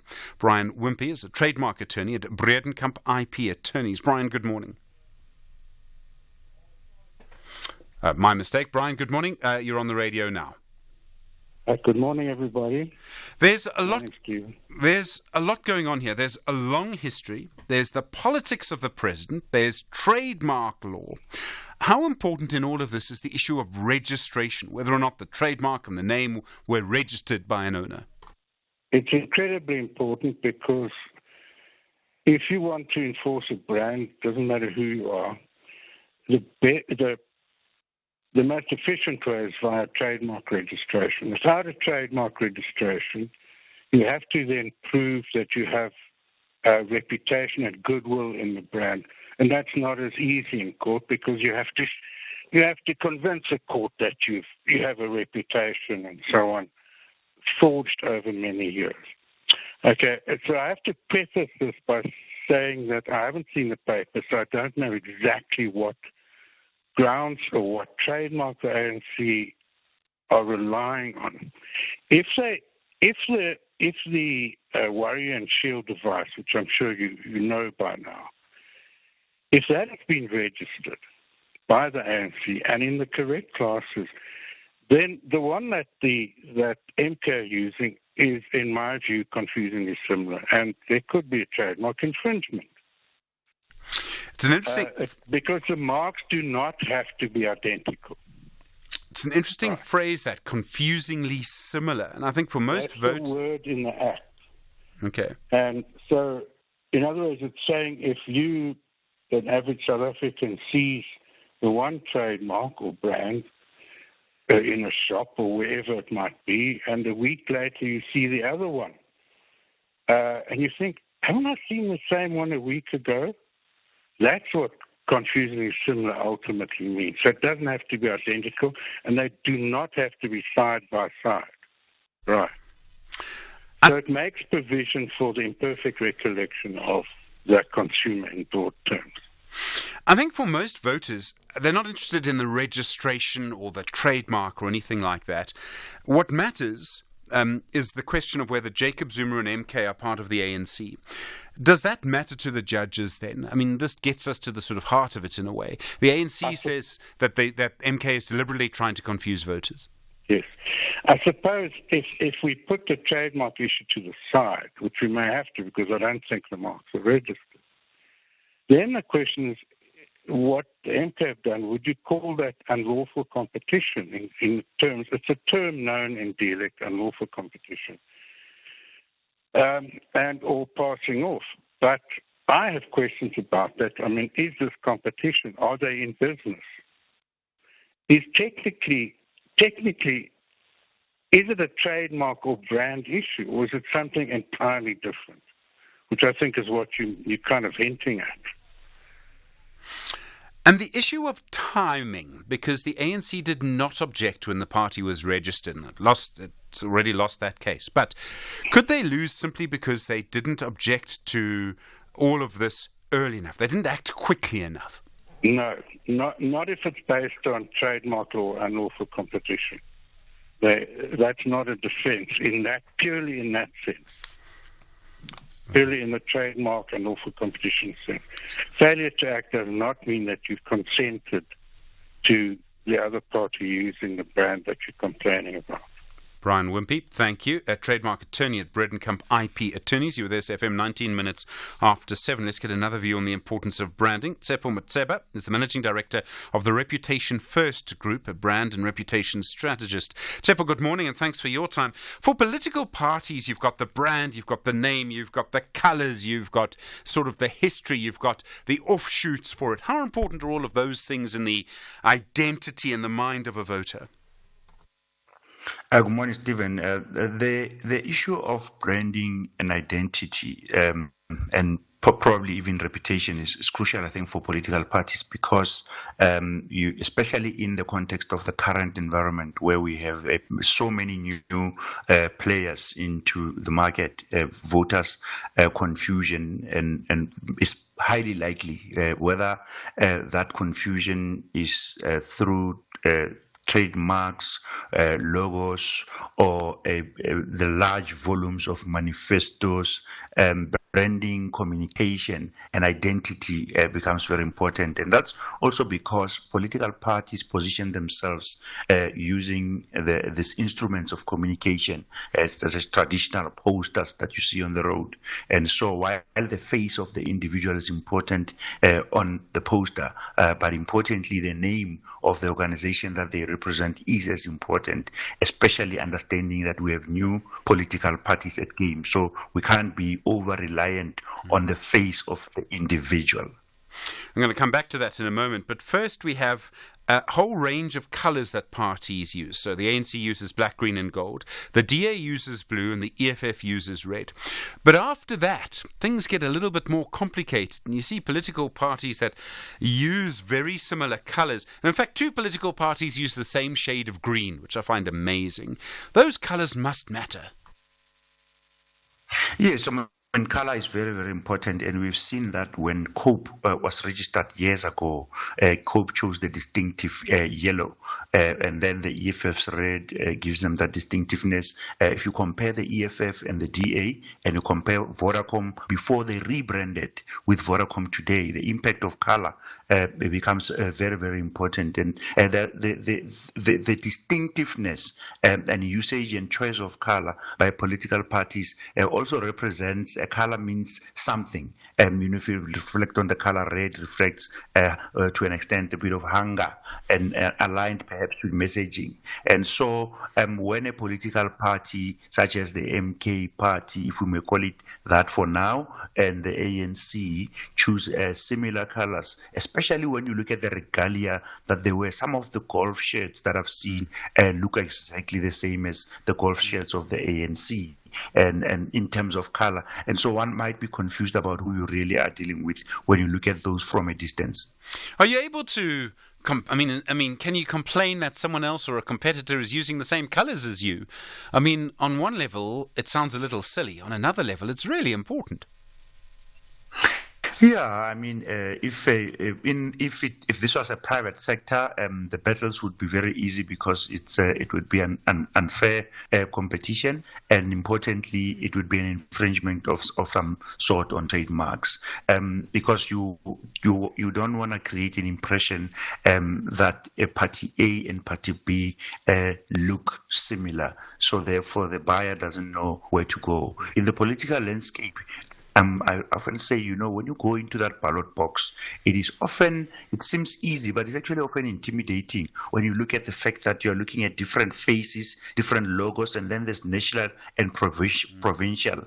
And when you look at the number of parties, it's going to be especially abbreviations. It's going to be very, very difficult for a voter to actually easily say, I can 100% get this right. So the confusion around color creates a space for a lot more errors, spoiled ballot papers. And so political parties would be actually in a better position if they take clarity on what their identity looks like, and in fact invest in brand identity, as we've seen, for example, with political parties such as COPE, even though from a messaging point of view and leadership point of view they've had significant failures. But the clarity of color was very strong. And so if you look at Action SA, and I think Gaten McKenzie and others, their party, Patriotic Alliance, I'm looking for them. I mean, that looks very, very similar, and it can be easily confusing in the world of communication.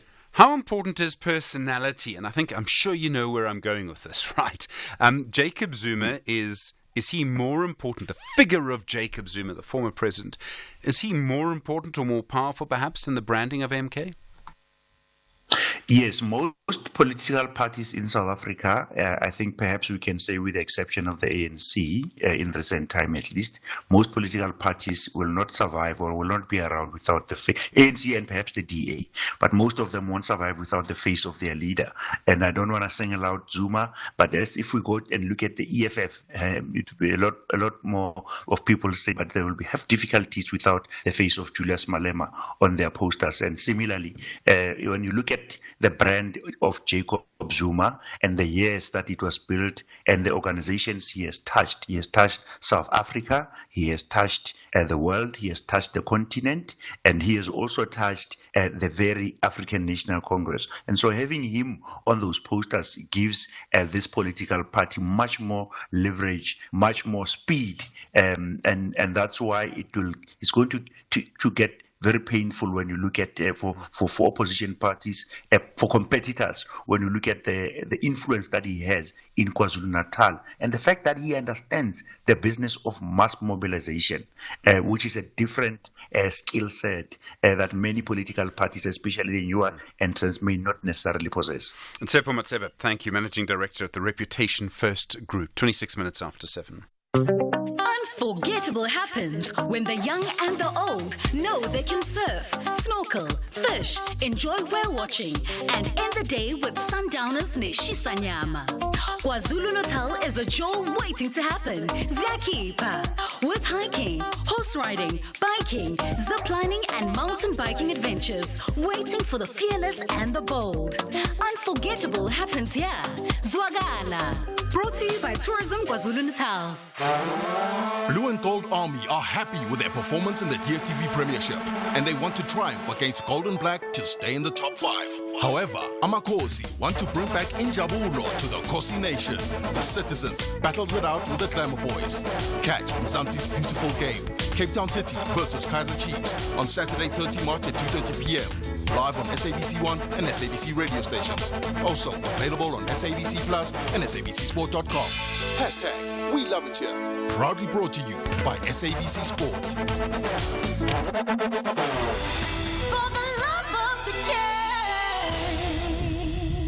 Attention filmmakers, are you ready? It's time to showcase the vibrant tapestry of KZN's cultural heritage at the Simon Mabunu Sobela KZN Film and Television Awards, South Africa's ultimate celebration of cinematic excellence. In partnership with the SABC and KZN EDTA, we champion innovation, paving the way for the future of cinema. This year we go beyond imagination. Edit your 1-minute submissions, because the call for entries is now open until the 28th of March 2024. For more information, visit www.kznfilm.co.za. kznfilm.co.za or follow us on our social platforms. Join the conversation using hashtag SSA24. KZN Film, our kingdom is your stage. This is SAFM Sport with Zai Khan. Zai, good morning. That century.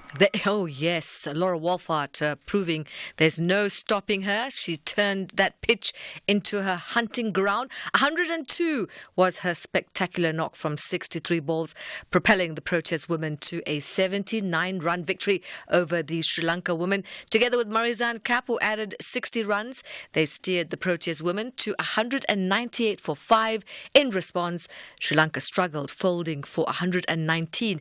And that was thanks to some tight bowling of Annery Dirksen and Tumi Sekukune, each taking 2 wickets. Here's Proteas women captain Laura Wolfhard.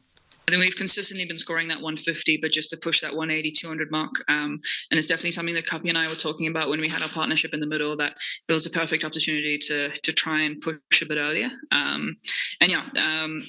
I think obviously Atapatu is a huge wicket up front. I think if she got in on that wicket, it would have been a slightly different game. But yeah, very happy with both disciplines today.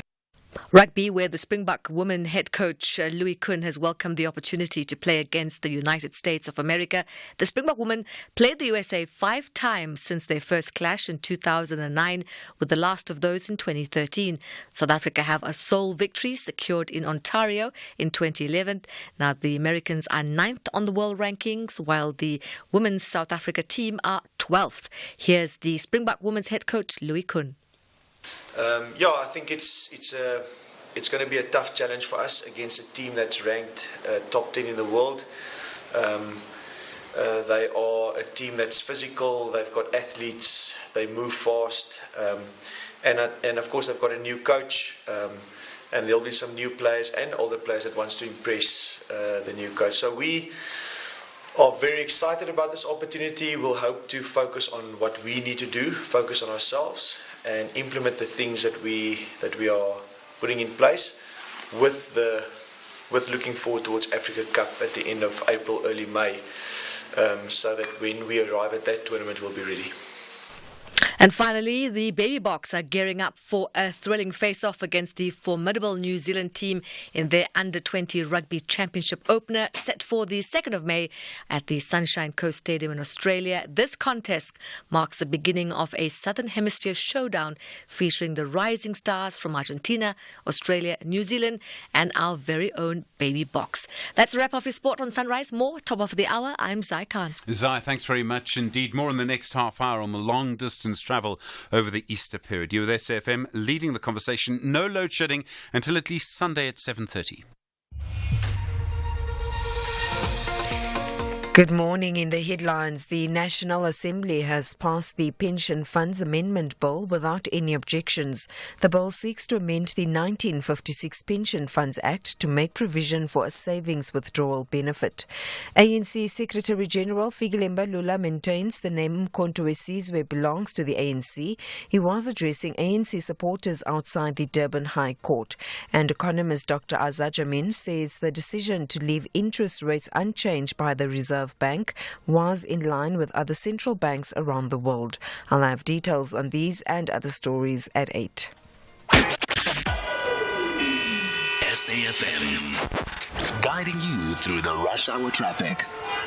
Well, Easter holiday break traffic underway already. We can see some very heavy queues just north of Pretoria up through Hammanskraal. There's a big queue into Murray Hill and then another queue after Hammanskraal into Carousel Plaza. That route already very busy. If you're still at work and not bothered about holidays just yet, the traffic to get through looks like this. The N1 South, a crash after Olifantsfontein Road, so coming through Midrand busy. Collision on the N3 South at Heldenace. That's a big delay through Bedford View towards Germiston. And a crash vehicle into the barriers, Mike 1 North around Houghton Drive, so coming through from Boyston's heavy backlogs. Now Durban, driving in from the airport, there's a collision before Gateway, very heavy traffic queuing all the way back through to Sabaya already. The M2 North from the M7 up through Spaghetti Junction, as busy as it normally is. And Cape Town, if you're on your way to Stellenbosch this morning using Baden-Powell Drive, there's been a crash just after the Spear Wine Farm, so that's quite heavy. And the M5 chock-a-block through Rondebosch up towards the N2 highway. The business update on SAFM. Oh, Ray Machlaka, it's your last one. Good morning. Good morning. Last one, but you'll soon hear from me. Eh? Indeed. Asian markets, US markets, how are they looking? Well, in the current trading session, it is US markets that are down across the board. Investors are anticipating inflation data in the US that will be released today. And also, US Central Bank Chair Jerome Powell will be speaking at a conference. And investors are hoping that these two events will give clues about the outlook for interest rates in the US. So before the US market opens later today, the US futures market is down. Nasdaq, Dow Jones, and S&P futures are each down 0.1%. There is still a lot of uncertainty about when interest rates would be cut in the US and in Asian markets. Those markets are mostly up. Hong Kong's Hang Seng is up 1.9%. China's Shanghai Composite is up 1.2%, and Japan's Nikkei is down 1.2%.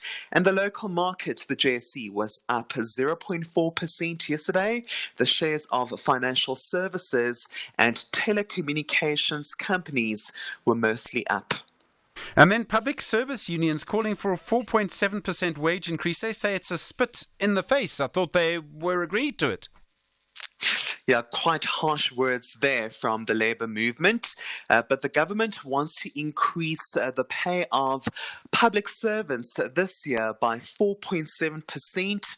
From the 1st of April, public sector trade unions are not happy about the pay increase offer, saying it is below the consumer inflation rate. The inflation rate last measured at 5.6%. Public sector trade unions, including the Police and Prisons, Civil Rights Union, and the National Education, Health and Allied Workers Union, have rejected the 4.7% wage increase offered by the government. They are even threatening to go on strike if the government does not sweeten its offer. So labour relations between public servants and the government might further break down. And Patrice Motsepe could join this bid for MultiChoice. Yeah, businessman Patrice Motsepe is apparently interested in buying MultiChoice, which is the owner of DSTV. A French company called Canal Plus is prepared to pay more than 31 billion rand to buy the rest of MultiChoice. Canal Plus already owns 35% of MultiChoice.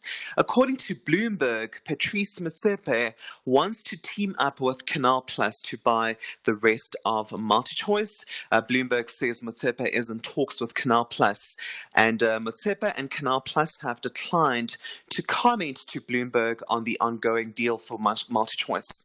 Ray Machlaka, thank you. We'll say goodbye to you properly after 8:30. 24 minutes now to 7 o'clock, to 8 o'clock.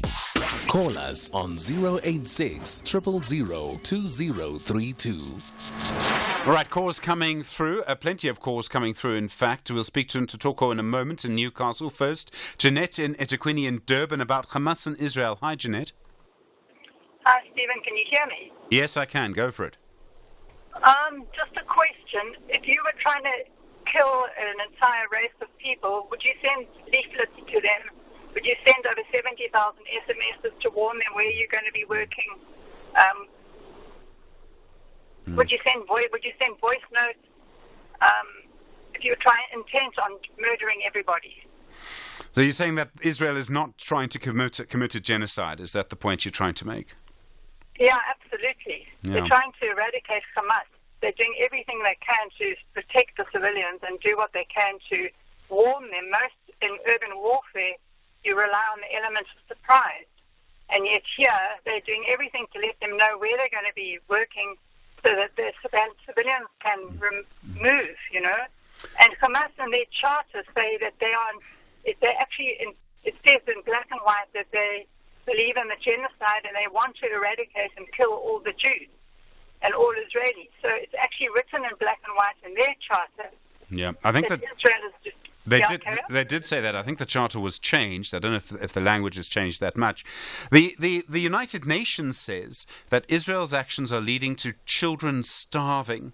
Doesn't Israel have a duty to ensure that children don't starve? And surely that must be the case. I agree with you. So I think it was a week or two ago, one of the people that you were talking to was saying that only 50 trucks a day were going in. But apparently there's 260 trucks a day. And there was someone writing from in Gaza. He said there's not a shortage of food. The problem is the distribution from Hamas. And also they're selling all the food. So they get the packages and they're putting the prices up. So the food is becoming exorbitant. And I saw also a clip of apparently Israel had bombed some building, and inside there was lots of flour. They discovered all this flour, and all these Palestinians were actually saying they were supporting. They said, "Bless Netanyahu and bless Israel," because there was all this flour that had been taken by Hamas and stored there. So you think that they would care about their own people, but they are the ones that are restricting it from getting to their people. Okay, look, I mean, there are huge arguments about this and arguments about facts on the ground, but I don't think we can deny what the UN says, that children are starving and that it's a response, and that's because of what Israel is doing. I mean, that to me seems to be the strongest argument in all of these things. You can talk about Hamas and all the rest as much as you like, and obviously we must take into account what Hamas has done and the hostages that they're still holding, and we must not forget those people. But it is the result of Israel's actions that's leading to Palestinian children starving. Yeah, I totally don't always support and believe the UN. I mean, they've got Iran on their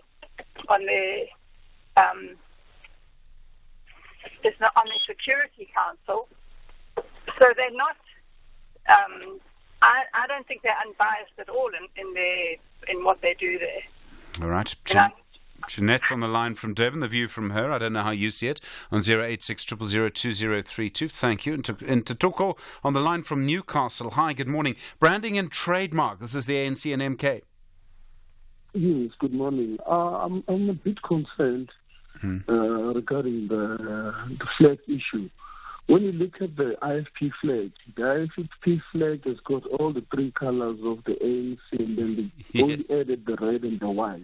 Yes. But nobody is making a hullabaloo about that. And now the MK just took the green, and then it's a big issue. Now, I wanted to ask that question from your guest, and then now it's gone. I think it might also depend on how long the brand has been going, and the IFP goes back to 1975, doesn't it? So, the ANC's never complained about them, but their colours to me do seem distinctively different to the ANC. I realise what you say about the three colours in common, but I also don't think they use any of the ANC's trademarks. I mean, they're a different organisation, and I think both the ANC and the IFP would say they're a different organisation. Yeah, but we'll see. I don't know. All right, thank you. And Tutuko on the line from Newcastle. Taki in Limpopo, hi. Also on MK, good morning. Good morning, Stephen. How are you? I'm well. Go for it, Taki. Stephen, I have a hunch that the ANC has a very material position in this regard, in the sense that for all that we know about MK has always been associated with the ANC. Yeah. And that is something you can't dispute. And in fact, I would go beyond that to say it's a fundamental building block element of what constituted the ANC, or what has characterized the ANC, if you like. Yeah. So, which is why I made that point, to say that they really have a point. And in fact, if it was not if this party was not formed by someone who comes from the ANC, it would have been an ignorance of some sort. And that this person would argue that, I did not know that. But then when it is formed by someone who was even a president, I think this is deliberate, this is intentional, and with whatever outcomes that is, it would really constitute a predetermined position. I mean, this is a premeditated position by the MK to come up with this, you call. So I pretty much think that they could have come up with something else. You will recall that in the past, there was a national party, and from there was a new national party. So these two made a substantial difference because these other guys added another thing which is new to that name. They were the same party, Taki. It was the National Party renamed itself the New National Party, but they were the same thing. I wouldn't know, but that's just an example, Stephen. Yeah. But the point that I'm trying to tell you is that if this MK is not, it's just letters that they're using, but are these letters standing for something else, it will be something else. No, sure. But the mere fact that it's standing exactly for what is identified or associated with the ANC, that is where the problem is. And in fact, maybe the technicality, yes, even if I were to conclude, is that the ANC is not trading as MK, you understand? It's the ANC, but that is an element component of the ANC, which makes the difference between what is actually transpiring. Maybe that is a technicality where the MK can argue that, well, that MK is not your identity. Yeah. All right, Taki, thank you very much indeed. We've heard you. I do appreciate it. On the line from Limpopo. Abdullah on the line from KZN. Abdullah, hi, good morning to you. The situation in Palestine and Gaza, hi. Hi, Stephen. How are you doing? I'm well. Go for it. Thanks. I was just wondering, what's going on with all of us in terms of humanity? I think we're losing the plot. I had a caller who called in just now from Durban, spoke about the fact that aid is getting in and there's 250 trucks and Hamas is, sort of storing all this food in wherever they are. I just can't understand what's the big debate here, because if you look at the news channels, every day there's airdrops of food into Gaza. Yesterday I saw a ticker on Al Jazeera that spoke about the White House sending condolences to families who had drowned while trying to retrieve this aid from the ocean. I find it very, very disgusting that we find ourselves debating these issues about whether kids are starving or not. They are starving. Yeah. Everybody's got to realize that. We are in a very, very unfortunate position in Palestine, and 32,500 innocent people have died. When is the world going to wake up? Thank you, Stephen. All right, Abdullah on the line from KwaZulu-Natal. Thank you. You were with SAFM, it's 7:45. In a world driven by innovation, where progress knows no bounds, it's those who dare to dream, to push boundaries, who power our future. Join over 15,000 tech champions, visionaries and trailblazers at Africa's largest tech event, exploring innovations across technology as we leverage tech for a more sustainable, connected tomorrow. Join us at Africa Tech Festival in Cape Town from November 11 to 14. Register your interest at africatechfestival.com. Blue and Gold Army are happy with their performance in the DStv Premiership, and they want to triumph against Gold and Black to stay in the top 5. However, Amakosi want to bring back Injabulo to the Kosi Nation. The Citizens battles it out with the Glamour Boys. Catch Mzansi's beautiful game, Cape Town City versus Kaizer Chiefs, on Saturday 30 March at 2:30 p.m. Live on SABC1 and SABC radio stations. Also available on SABC Plus and SABCSport.com. # We Love It Here. Proudly brought to you by SABC Sport. For the love of the game. Unforgettable happens when the young and the old know they can surf, snorkel, fish, enjoy whale watching, and end the day with sundowners Neshisa Nyama. KwaZulu-Natal is a jewel waiting to happen. Ziyakhipha. With hiking, horse riding, biking, ziplining, and mountain biking adventures waiting for the fearless and the bold. Unforgettable happens here. Zwagala. Brought to you by Tourism KwaZulu-Natal. SAFM. Prime time all day long. 13 minutes to 8. The time was going to be very busy on the long-distance roads today, the main national highways, particularly leaving Gauteng, going to KZN and Mpumalanga, Limpopo, northwest, probably some of the busier places. Madoda Mthembu is the Operations and Maintenance Manager for the South African National Roads Agency Limited Northern Region. Madoda, good morning. Thanks for your time. Hello, good morning. I imagine Gauteng and Mpumalanga, Limpopo, Northwest can be very busy highways for you today. Yes, of course. It's going to be very, very busy, especially going up north to Limpopo due to this major chest services there. And of course, your N3 going down to Durban, N4 going east and west, Mozambique in the east, and Botswana in the west. Yeah, so very busy. What do people need to be aware of? Obviously, you'll try and get the traffic moving as quickly as you can, as safely as you can. What's your advice for drivers? Obviously, you need to rest before you drive. No drinking, please. You need to make sure that you can drive safely. Yes, of course. I think we as SANRAL, in conjunction with all our sister departments in terms of road safety, we encourage road users to respect the traffic rules. Fasten your seatbelts, make sure that your vehicles are roadworthy, rest every 2 hours or every 200 kilometers, and so on and so on. Yeah, we encourage that very much. What are you able to do to make sure that people are safe during the Easter period? I mean, obviously, do you have more people out on the roads yourself, your own people? I think from our side, we provide the road infrastructure. So in terms of us contributing to road safety, we make sure, for example, that our roads, our national roads, are free of potholes. And in the 4 provinces that you mentioned, we've just revitalized the road markings. Our roads are looking bright and nice. We make sure that the road signage is up in place and visible. So we as the custodian of the road infrastructure, we make sure that when the motorists are using our network, they are safe.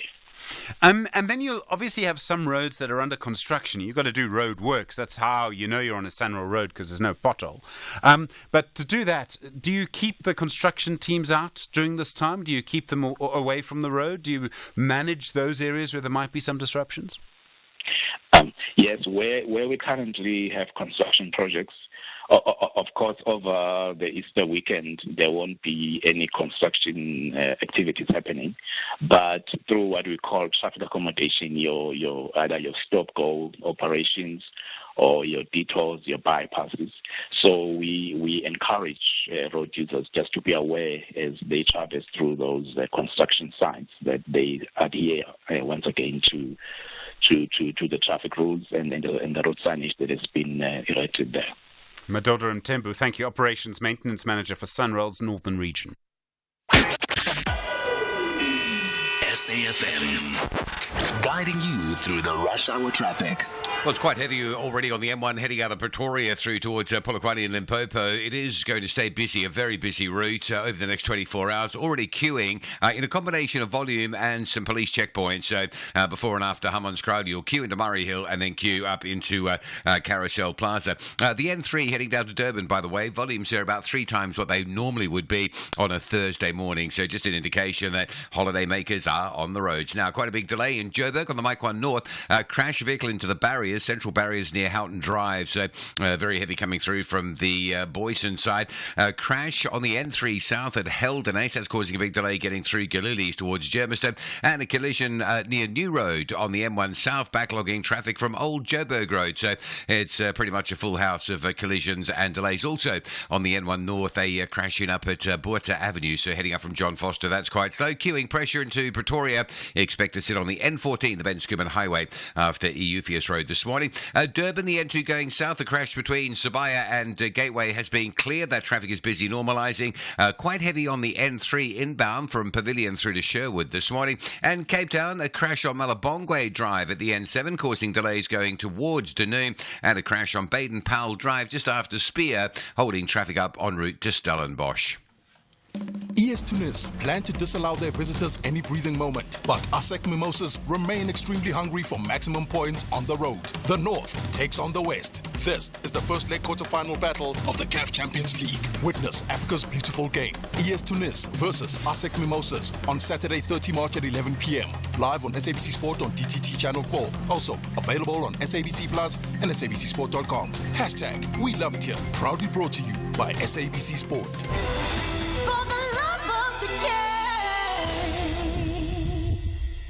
So, you've reached a T-junction on the road. You can go left or right. Within 32 days after receiving an RTO traffic fine, you can pay the fine and get a 50% discount.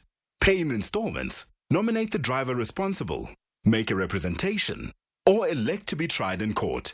To learn more about the Administrative Adjudication of Road Traffic Offences Act and your rights and options as a motorist, go to rtia.co.za. Change the way South Africa drives. RTIA, giving you peace of mind on the road. Unforgettable happens when the young and the old know they can surf, snorkel, fish, enjoy whale watching, and end the day with sundowners Neshisanyama.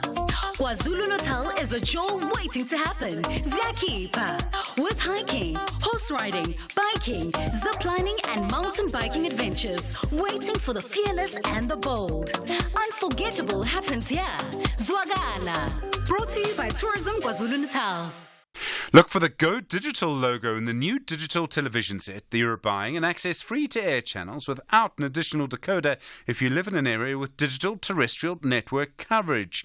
Hashtag Chincha Ugasali, hashtag Go Digital. For more info, send a WhatsApp message to 0600 625 458, call 0860 736 832, email support at centec.co.za, web chat www.centec.co.za, or Facebook Messenger at Centec Ltd.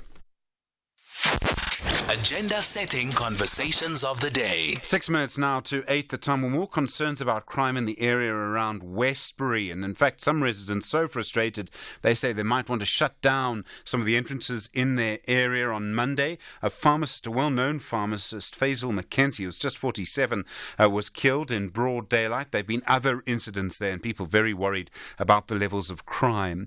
Bishop Dilton Adams is a member of the Gauteng Provincial Legislature for the African Christian Democratic Party. Bishop Adams, good morning. Thanks for your time.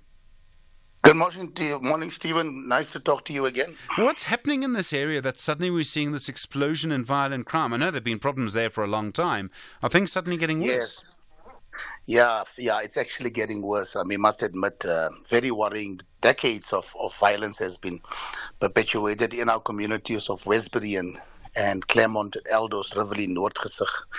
But we believe that Westbury is the epicenter from where everything stems from. It's very concerning at the moment, but I think we have now decided as communities, especially in Westbury, to have the mother of all pushbacks, because this cannot go on. The communities cannot be held hostage continually for years with the minority ruling the majority, Stephen. Is it? I mean, we've all seen this movie. Unfortunately, Bishop, you represent people who live this movie. It's about drugs. It's about gangs. It's about young men. Yeah, no, you're 100% correct. I think we must stop shying away from the elephant in the room and the real reasons why these things are happening. And sometimes we want to be politically correct, maybe driven by fear. But I think we need to cast out fear and begin to say and call it for what it is.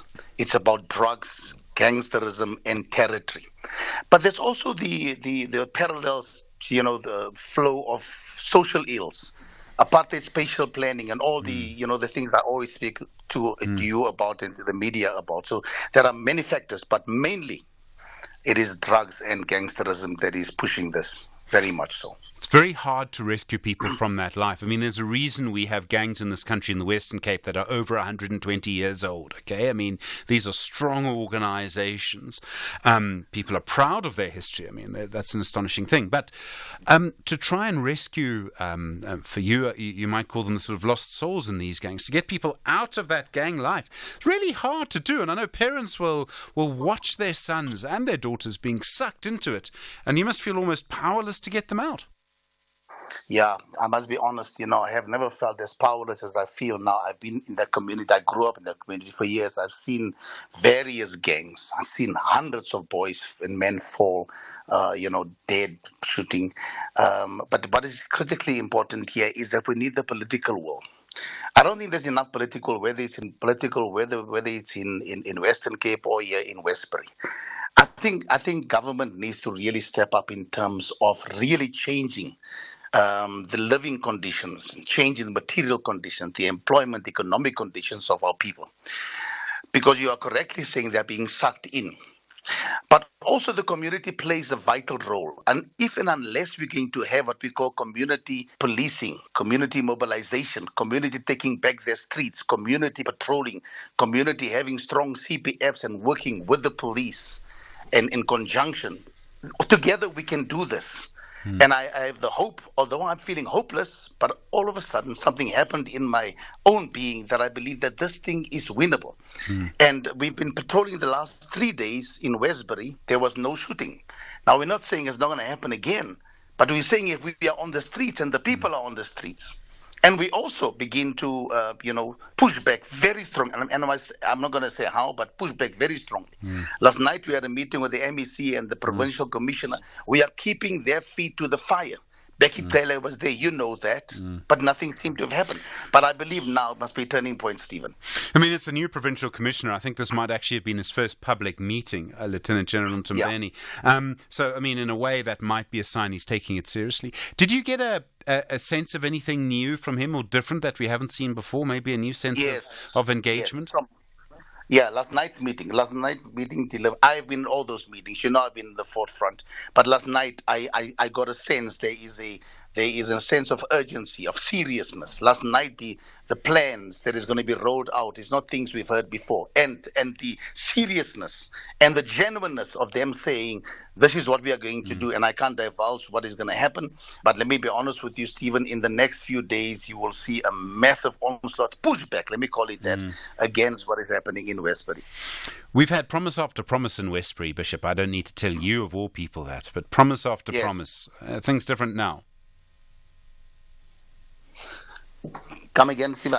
We've had promise after promise. Do you believe this is going to be different now? Yeah, I think in my own view, I believe yes, it can. I believe it's a new move in terms of us as community, all the community members, community stakeholders, and everybody taking hands with the police and holding them accountable, and together changing the status quo that is happening currently in Westbury. I believe there's hope for Westbury, and we must never lose hope that we can change the situation in our community. Bishop Dalton Adams, thank you. Member of the Gauteng Provincial Legislature for the African Christian Democratic Party. You were there, SAFM. Don't forget from 8:30 your story of the week. We'll say goodbye to Ray Machlaka as well. Leading the conversation, 8 o'clock. Independent and impartial. This is SAFM News. In our top stories, Parliament passes Pension Funds Amendment Bill and 2 bodies recovered from Baltimore Bridge collapse. Good morning.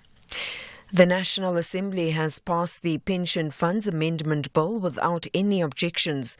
The bill seeks to amend the 1956 Pension Funds Act to make provision for a savings withdrawal benefit. The bill, along with the Revenue Laws Amendment Bill, which has already been passed, will make provision for the so-called two-pot system. The system will allow members of the pension and retirement funds to access a third of their retirement funds from their saving pots. House Chairperson Madala Ntombela.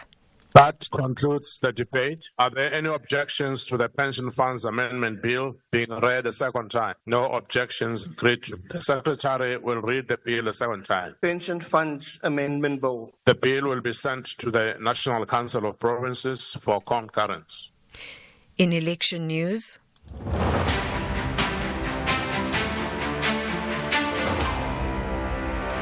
the ANC Secretary-General Fikile Mbalula has criticized former President Jacob Zuma's leadership while he was part of the ANC. He addressed supporters outside the Durban High Court. The ANC seeking an interdict against the MK party, claiming the MK name and logo are part of its heritage and intellectual property. Judgment has been reserved in the matter. Mbalula says Zuma must take stock of his leadership as head of state. Meanwhile, referring to the spear in the MK logo, former President Jacob Zuma says this image belongs to everyone and is not owned by the ANC. After realizing that they distance themselves from the Nazis, we decided to form the MK and we use it to free ourselves. It is why they stood up and claimed it. Initially, I thought they were joking, and we ended up in Bloemfontein. We all have spears, and all of us. This is our thing, and it doesn't belong to the individual. The Gauteng Department of Roads and Transport will be gazetting a notice to suspend the operations of Soweto taxi associations, Wata and Nandue. This follows a spate of violence between the two rival taxi associations. The feud has been ongoing for several years, resulting in numerous shootings in the Soweto area. The number of people have lost their lives and many others were left wounded. The department spokesperson Lisi Bampia. There's queries that has been sent to ourselves where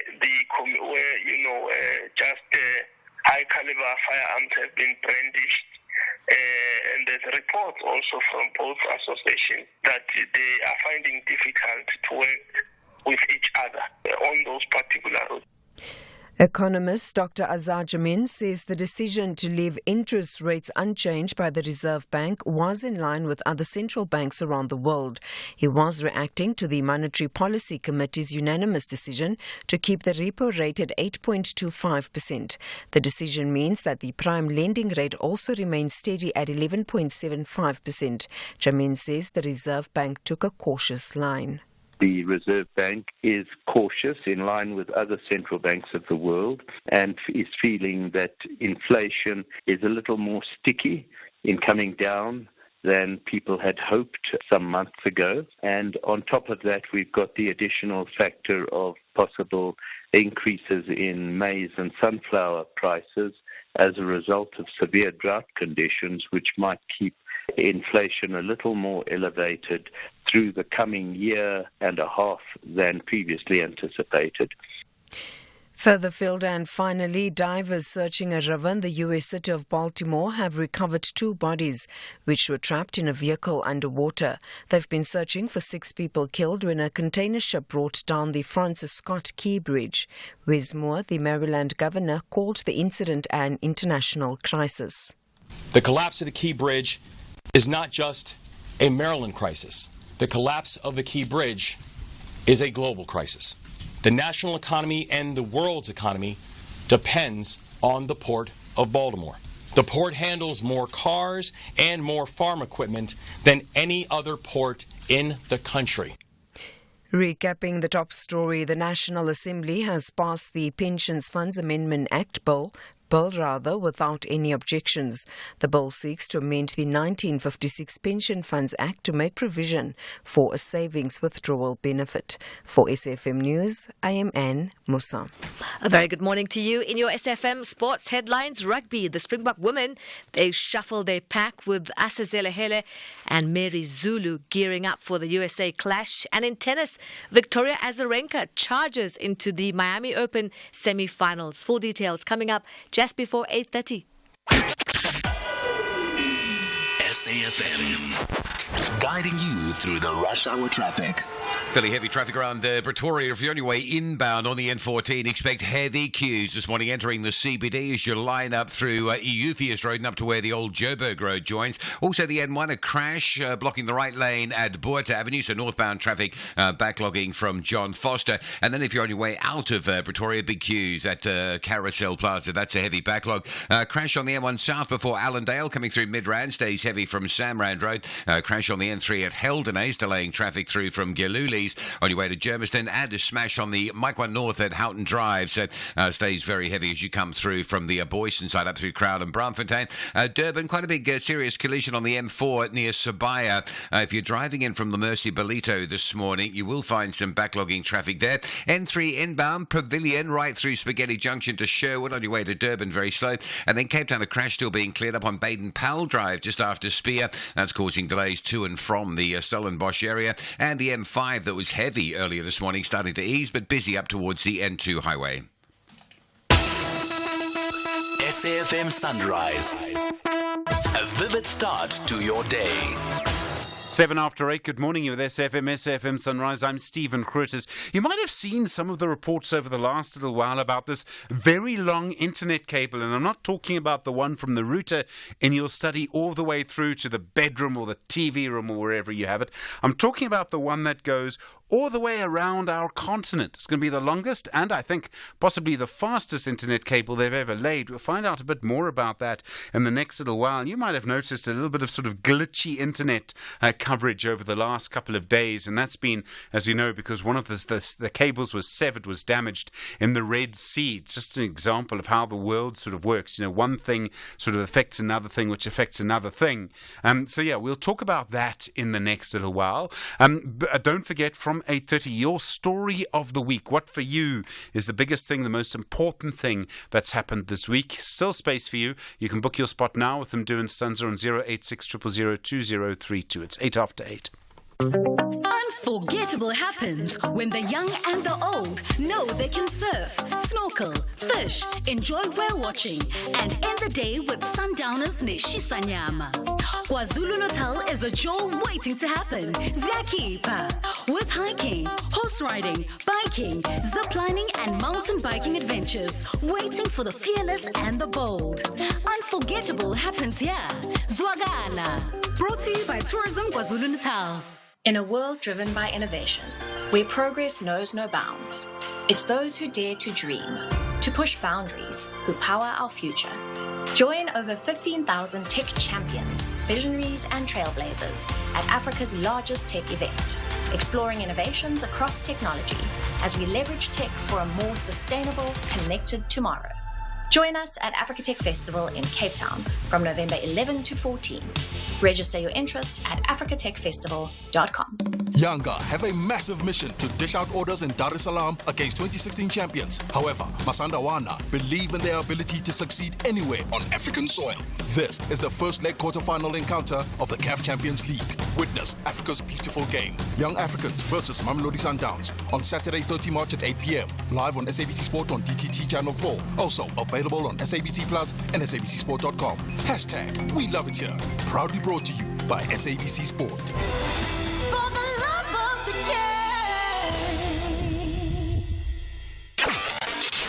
game. Across South Africa, online and on radio. SAFM, let's talk. 9 after 8, with the Free State MEC for Agriculture and Rural Development, Saki Makwena, has hosted a 2-day agricultural indaba and career expo this week. This conversation is brought to you by the Free State Department of Agriculture and Rural Development. The MEC is on the line for you now. MEC, good morning. Morning, Stephen, and morning to the listeners. What was the purpose of the indaba? What outcomes did you end up with? The Indaba, in terms of agriculture in the Free State, was convened to work on the way forward and how we grow further agriculture in the Free State. You will know that agriculture is key, followed by mining in terms of driving our economy. So we convened all the stakeholders in terms of the finance institutions, the farmers, the cooperatives, all the private enterprises that are working in the industry, to say how can we further take agriculture to a step where we can use it to consolidate further our economy, build our industries, provide more jobs, go into agro-processing, and really expand on the robustness that we see in terms of this sector in our province. Did you come up with some resolutions? I mean, you obviously were speaking to everybody. Everybody would have been in the same place. You want to encourage investment in the Free State. Were you able to come up with some resolutions around that? Look, it's more consolidation of expanding the base in terms of participation of our people. That's the first part. The second part has got to do with more into agro-processing, value add of all the produce that we have in the Free State as opposed to them being processed elsewhere. So we'll be getting more strongly into putting up factories that will do agro-processing so that we can take out of the Free State value-added products. We will be looking into issues of agro-logistics and essentially consolidating the deciduous fruits industry, various commodities. How do we exploit the opportunities from international trade deals like your Saudis and so on? Remember, like I said with us, we command about 9% sector contribution to national GDP in terms of the Free State. So that tells you that we're sitting with quite a stress that we need to work on, and that's why we believe that it gives us an opportunity to build our economy around.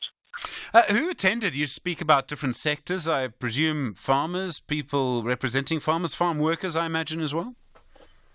Yes, when you look at the farming communities, we obviously talk about the managers, the farmers, the farm dwellers, etc. So that's a community. but it will grow broader once you speak about agriculture. It will be beyond the farming spaces themselves. We've been seeing very high temperatures and very dry weather because of El Nino, and I know that'll worry you in the Free State, MEC. I mean, is that going to affect your harvest? Are you worried about the impact of that, and it's something outside your control?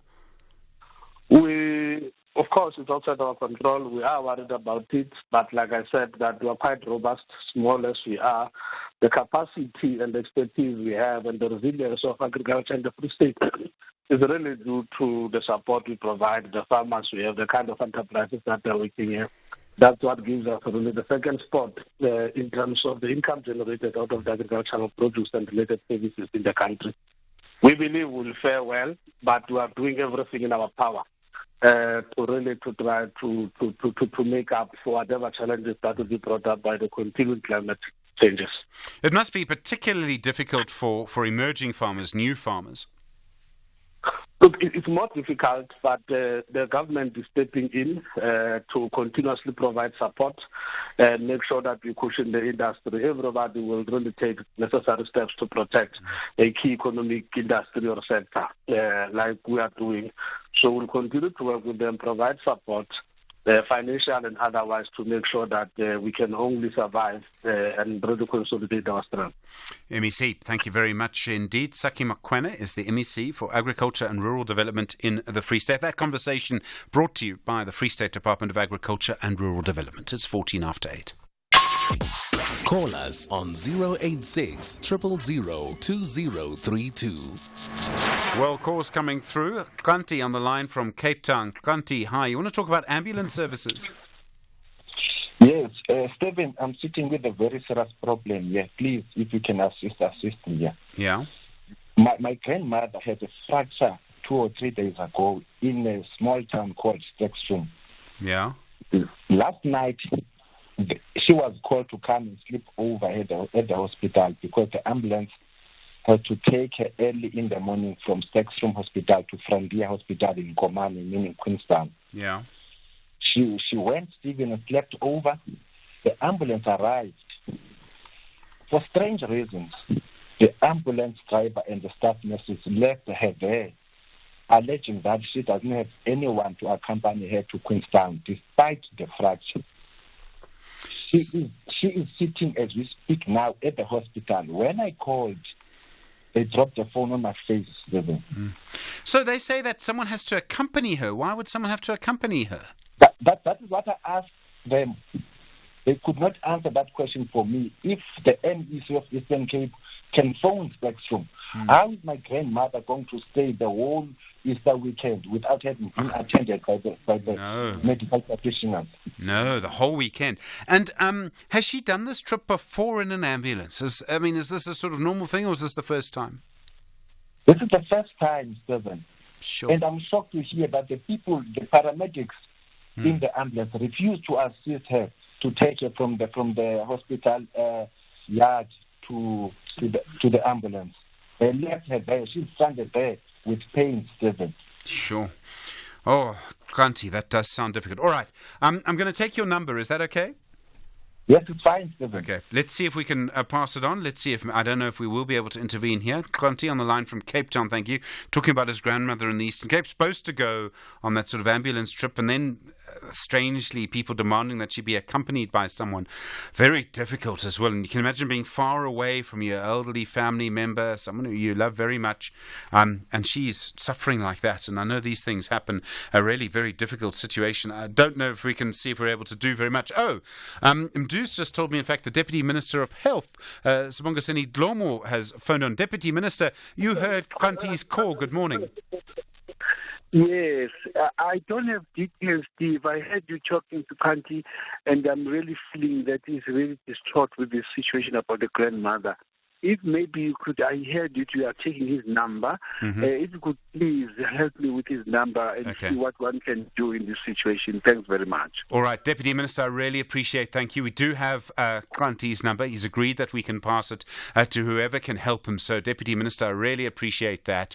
And let's see also if we're able to follow up perhaps on Monday with what happens. Deputy Minister Sibongiseni Dlomo, thank you for that. Mdu is speaking. In fact, Klanti is still on the line, so I think Mdu is speaking to both of them now. and we'll see what we can do there. All right, we help where we can. We can't make any promises. It is in the Eastern Cape, but the prospect of this poor elderly lady spending a long week, just too much to think about, really.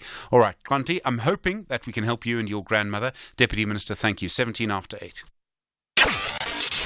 Across South Africa, online and on radio. SAFM, let's talk. The Blues are looking for nothing but victory to cement a decent top half position. Mudryk takes over. Mudryk's through. Mudryk round the goalkeeper. Oh, it's fantastic. But the Clarets need full points to step out of the uncomfortable zone. Come on, Jakob. Jakob Brun Larsen scores. Burnley. Perfect penalty. Keeper went the right way. Too much on it. This is the Premier League. Witness the superb contest between Chelsea FC and Burnley FC on Saturday, 30 March at 4 p.m. live on S3. Also available on SABC Plus and SABCSport.com. # We Love It Here. Brought to you by SABC Sport. For the love of the game. Unforgettable happens when the young and the old know they can surf, snorkel, fish, enjoy whale watching, and end the day with sundowners Neshisanyama. KwaZulu-Natal is a jewel waiting to happen. Ziyakhipha. With hiking, horse riding, biking, ziplining, and mountain biking adventures waiting for the fearless and the bold. Unforgettable happens here. Zwagala. Brought to you by Tourism KwaZulu-Natal. Look for the Go Digital logo in the new digital television set you're buying and access free-to-air channels without an additional decoder if you live in an area with digital terrestrial network coverage. #Chincha Ungasali, #Go Digital for more info. Send a WhatsApp message to 0600 625 458. Call 0860 736 832. Email support@centec.co.za. Web chat www.centec.co.za or Facebook Messenger at Centec Ltd. At SFM Radio and at Stephen Grootes on Twitter. All right, voice notes coming through, calls coming through as well. Voice notes coming through on the MK party on 0614 104 107. Good morning, Stephen.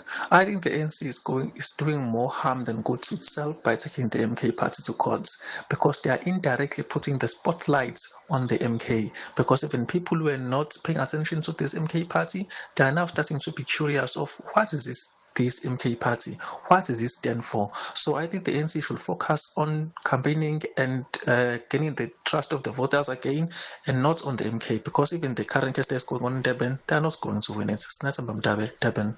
All right, thank you. I suppose the message in a way is around building your own brand, isn't it? And I mean, that's an important part of all of these things. So yes, I can understand the sort of point that you're making there. 20 minutes after 8.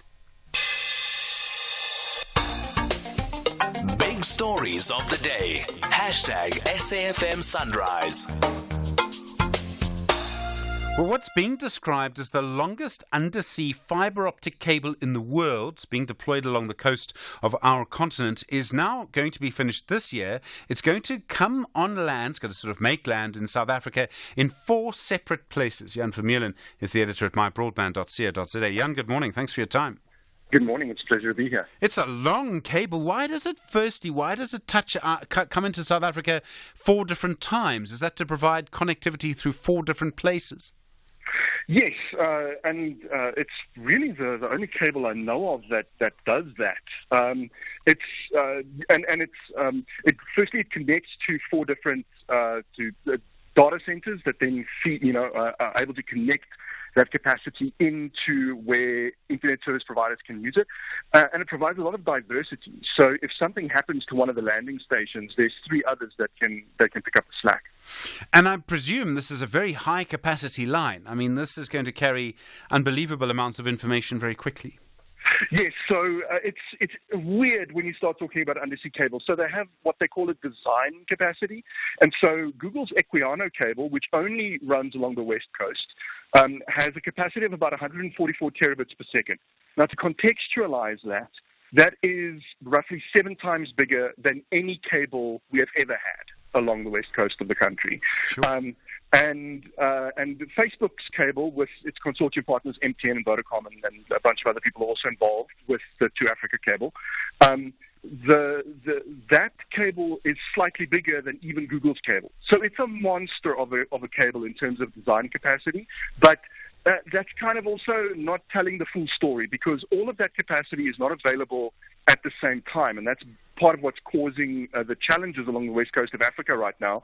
You have to activate the capacity on a cable. They call it lighting the cable. And so, yeah, it's a monster cable in terms of what it is capable of, but it won't be able to provide that capacity on day one. Okay. When you access the internet, you don't always know how you're doing it. I mean, I don't know right now, and I'm sort of, looking up more information about the conversation that we're having, whether this information is coming to me via this cable, that cable, through the Red Sea, or via a satellite. And I suppose there's no way for me to know. All I know is it works or it doesn't. Yeah, exactly. And in fact, most of the information we exchange in South Africa is actually local nowadays. So one of the great things that's happened in South Africa in particular over the last, I want to say 10 years or so, is that international content owners, so that's the Googles, the Facebooks, the Netflixes of the world, have put their content in local servers. And that then allows South African ISPs to pick up the information at a local node rather than going out over an undersea cable. Now, they're not, that still doesn't mean that if the undersea cable goes off that we're not impacted, because the local servers still have to go and fetch stuff internationally, because we can't keep everything on YouTube in South Africa. But it certainly has made a tremendous difference in bringing broadband prices down, and means that when we're talking over WhatsApp or whatever the case might be, we don't have to go out over an undersea cable and back again just to talk to one another. That traffic gets exchanged locally. Also, I suppose you just need more and more redundancy, don't you? What's happened in the Red Sea is a reminder of how much capacity you actually need. I don't know anything about the economic model of this and how they make money, but you need lots of different cables to make sure that you're properly connected as a country. It's almost a sort of national priority. Yes, indeed, and Ghana is feeling that right now. So, besides what happened on the East Coast, so that was a disaster all on its own, with that ship dropping its anchor after it got bombed and cutting 3 cables at once on the East Coast of Africa. Then we had the quadruple cable break on the West Coast of Africa after what is suspected to be a landslide, and so essentially we only have 2 cables connecting, actually just 1 cable connecting South Africa to Europe right now. And so what's important for this, what they call route diversity, is that it's not only important to have cables on different coasts, if you're lucky like South Africa, where we are flanked by the 2 oceans, but also to have cables that kind of follow the same path, or come along the same area. They must follow physically different paths. So Equiano, the Google cable, follows a different route to get from Europe to South Africa than WAX and ACE do. And so that's part of the reason it was unaffected by the undersea landslide. So yeah, that route diversity is incredibly important. It does come at a price. And so what you'll find is that companies that offer high redundancy, those connections will be more expensive. And those that want to offer consumers and businesses a lower cost option, they don't pay for as much redundancy. Is this a situation where the more data you have and the cheaper the cost at which you provide it, the more data people use, the more the economy grows and the more data people can afford? Exactly that. And so the undersea cables have an important role to play there. But yes, this is part of the reason why, because I'm asking these guys, listen, what are you doing with 144 terabit per second cable under the ocean when we haven't even lit 5% of the capacity available in South Africa today? Like if you add up CCOM, Easy, WAX, SAT3 to a lesser extent, all the ACE cable, if you add up all the capacity of the cables that were available before Google's Equiano cable launch last year, we were using a vanishingly small fraction of that. So why do we need more? And the answer is, well, they're kind of banking on just a massive explosion of data demand in Africa, and also route diversity, as has been proven now, is incredibly important. I'm just pleased we got through this entire conversation without mentioning the phrase 5G or artificial intelligence. Or the 4IR, yes. Stop it. Bye. Be gone with you. Jan Vermeulen, thank you. Head at mybroadband.co.za. 27 after 8. This is SAFM Sport with Zai Khan. Zai, good morning from intelligence to rugby. The Springbok women. Yes, indeed. They want to finish their European tour on a high and deliver a commanding performance when they face the USA on Saturday. The Springbok head coach Louis Kuhn making a few tweaks, recalling Asesa Hele to the starting pack, and he'll also make other changes with the Western Province flyer Asipe Mayaba returning to the team on the right wing for the first time. Kuhn also promoted Mary Zulu from the bench to start at fly half, with Bahandre Dolph moving to fullback for this match. But let's listen now to the coach. We try to have a bit of consistency with this selection from our test match against Spain. The forwards very much remains the same. Asesa Hele comes in at 8. Anati Kolo did a really great job for us, but Asesa, it's good for her to be back in the starting team as she transitioned from her club Harlequins back into our system. So very happy to have her on board. And then the backline more or less remains the same, except for Asipe Mayaba getting an opportunity on the left wing, and Mary Zulu getting a start at 10. She's a very exciting young player, and to give her some test experience and give her those opportunities is very important for us going forward. Let's go to more women's sport, and it was a stunning display of cricket prowess at Willowmore Park yesterday. Laura Wolfhard had her maiden T20 century, propelling the Proteas women to a comprehensive 79-run victory over Sri Lanka. After having posted 198 for 5, Sri Lanka struggled and folded at 119, and that was thanks to some incredible bowling from Annery Derrickson and Tumi Sekakuna, each taking 2 wickets. And let's go now to the courts of the Miami Open tennis action. Victoria Azarenka edging closer to a 4th title, outlasting Yulia Putintseva in a nail-biting quarterfinal. Azarenka will have a semi-final clash with Elena Rybakina. Now, the American hopeful Danielle Collins, who's eyeing retirement at the season end, swept past Caroline Garcia and is now a step away from her first final berth since the Australian Open last year.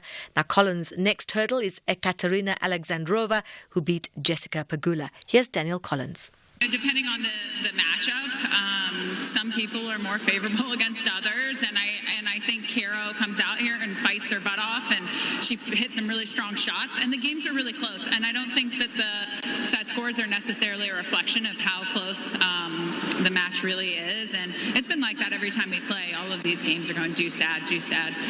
So just I think against someone like Caro, it forces me to be more concentrated. And finally, a handful of the world's best rally drivers took time out from their preparations for this week's WRC in Kenya to go on safari at the Masai Mara, as well as a traditional safari on 4 wheels. Thierry Neuville, Elfyn Evans and their colleagues headed up in a hot air balloon to enjoy the sights of the Masai Mara. Neuville and his teammates will be back behind the wheel from today to compete in the Safari Rally Kenya. A game drive, like they call it. So basically safari tour, watching some animals. We saw the lions and many other animals, giraffes, elephants, rhinos. Obviously this morning was the highlight, the hot air balloon. Getting up 5:50 in the morning, being ready 5:30 at the air balloon for, just to get in the air while the sun was starting to rise over this beautiful scenery. That's your Sunrise Sport. We'll have more on SFM around 12:30. I'm Zai Khan. Zai, thank you. We'll say goodbye to Ray Machlaka. That's next to you with SFM leading the conversation at 8:30. Good morning. In the headlines, Optimum coal mine at Ndrina in Mpumalanga set to resume its operations next month after it was closed for almost 6 years. The National Assembly has passed the Pension Funds Amendment Bill without any objections. The bill seeks to amend the 1956 Pension Funds Act to make provision for a savings withdrawal benefit. And bus company Patco says its preliminary investigation has revealed the fire on one of its buses yesterday was caused by a snap of a prop shaft which hit the tyre and damaged the wiring underneath the bus. I'll have details on these and other stories at 9. SAFM, guiding you through the rush hour traffic. Some very heavy traffic this Thursday around the Gauteng province. First of all, a crash on the Mike 1 North near Houghton Drive. That traffic remains bad. Backlogs to Boysons. Also a collision on the N3 south at the Heldenay interchange. So very heavy getting through Galulis. The N3 queues from Edenvale, N12 and R24 routes in from Ekurhuleni. Well, the heavier you get to the N3 south ramp at Galulis, the heavier those particular highways get that badly backed up. Also a crash on the M1 at New Road, causing a pushback through to Samrand. So Pretoria down to Joburg through Midrand, very heavy. Also the N14, you might want to avoid that one. Getting Pretoria this morning, going to be asked to Q3 Euthius Road up into the CBD, and very heavy traffic both sides of Hammanskraal on the N1. A couple of checkpoints and some heavy traffic volumes to work through on your way out of Pretoria to Polokwane. That queue is going to be with us right through the day, through the evening, and probably still queuing up tomorrow morning as well. Durban, the N2 going south at Gateways, heavy, a bit of traffic on the N3 inbound at Sherwood, although that is starting to ease. And Cape Town, there's been quite a big crash at Spear on Baden-Powell Drive, just north of Spear. You may find yourself being diverted off that Baden-Powell Drive and rerouted along Annandale. There's some very heavy traffic on Annandale, diverting down to the R44. The SABC TV Licenses Winner Holiday Experience competition has finally come to an end. And we are pleased to announce that Thabo Batye is the overall winner, who will be jetting off to Coachella in April with his girlfriend. I don't even know what to say. Thabo entered the Winner Holiday Experience with SABC TV Licenses competition last year when it was running between 1 September and the 15th of December. He simply paid his TV license while he was at his grandmother's house in Kimberley, and he was hoping to win a PlayStation at the time. Little did he know that he would win the grand prize to either Coachella or the Bundesliga in Germany. Thabo obviously chose Coachella. Congratulations, Thabo. You are proof that paying your TV license really is the right thing to do. SABC TV Licenses. Pay yours. Make a difference. Yanga have a massive mission to dish out orders in Dar es Salaam against 2016 champions. However, Masandawana believe in their ability to succeed anywhere on African soil. This is the first leg quarter-final encounter of the CAF Champions League. Witness Africa's beautiful game. Young Africans versus Mamelodi Sundowns on Saturday 30 March at 8 p.m. Live on SABC Sport on DTT Channel 4. Also available on SABC Plus and SABCSport.com. Hashtag We Love It Here. Proudly brought to you by SABC Sport.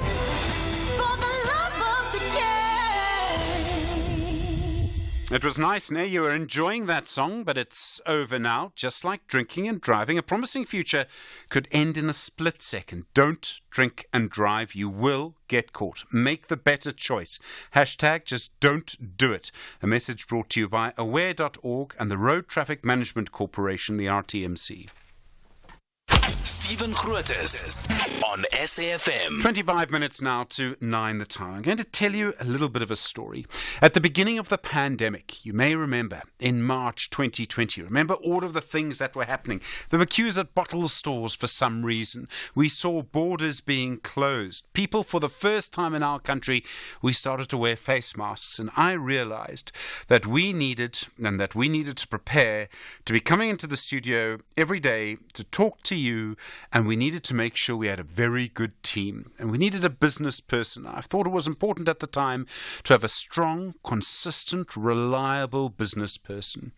And I phoned Ray Machlaka and I said, Ray, will you please be my strong, reliable, consistent business person on SAFM Sunrise? And because he's such a kind man and generous man, he agreed. But it's 4 years later, and as you know, he's decided, not us, him, he's decided he has to leave us. But I do want to say goodbye to him. Ray, good morning. It's nice to talk to you outside of the bulletins. So nice, Stephen, and taking me back to those moments. I was very vanilla, very wet behind the ears, zero broadcasting experience, and you just threw me into the deep end, as the whole country was at the time. And you swam butterfly. I mean, most of us can't swim butterfly. Yeah, it's quite interesting. I mean, at the time, the economy was such in a bad place. A lot of people were losing their jobs because of the COVID lockdown. It was really, a moment in time of uncertainty and a lot of sadness. And you tasked me with this big responsibility of making sense of the economy, which is not easy, by the way, on air. No, I know. Well, I was thinking there was a time when oil prices went negative. Which meant that people would pay you to take their oil. Inflation fell through the floor. Interest rates were cut more and more often than I think at any other time. The Reserve Bank was intervening in markets to keep up prices. There was a ban on the sale of alcohol. I mean, it was quite a dramatic time that you joined us, and you were with us through it all, because then interest rates started to move up, and they stayed up ever since. Indeed.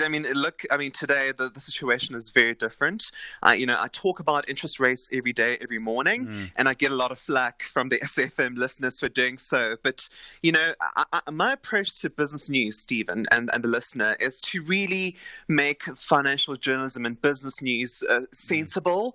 I always say an economy is about people at the end of the day. People either make an economy a good place to live in or a bad place to live in. But central to an economy is people. And I don't know why people are scared of numbers. And most journalists, by the way, are scared of numbers.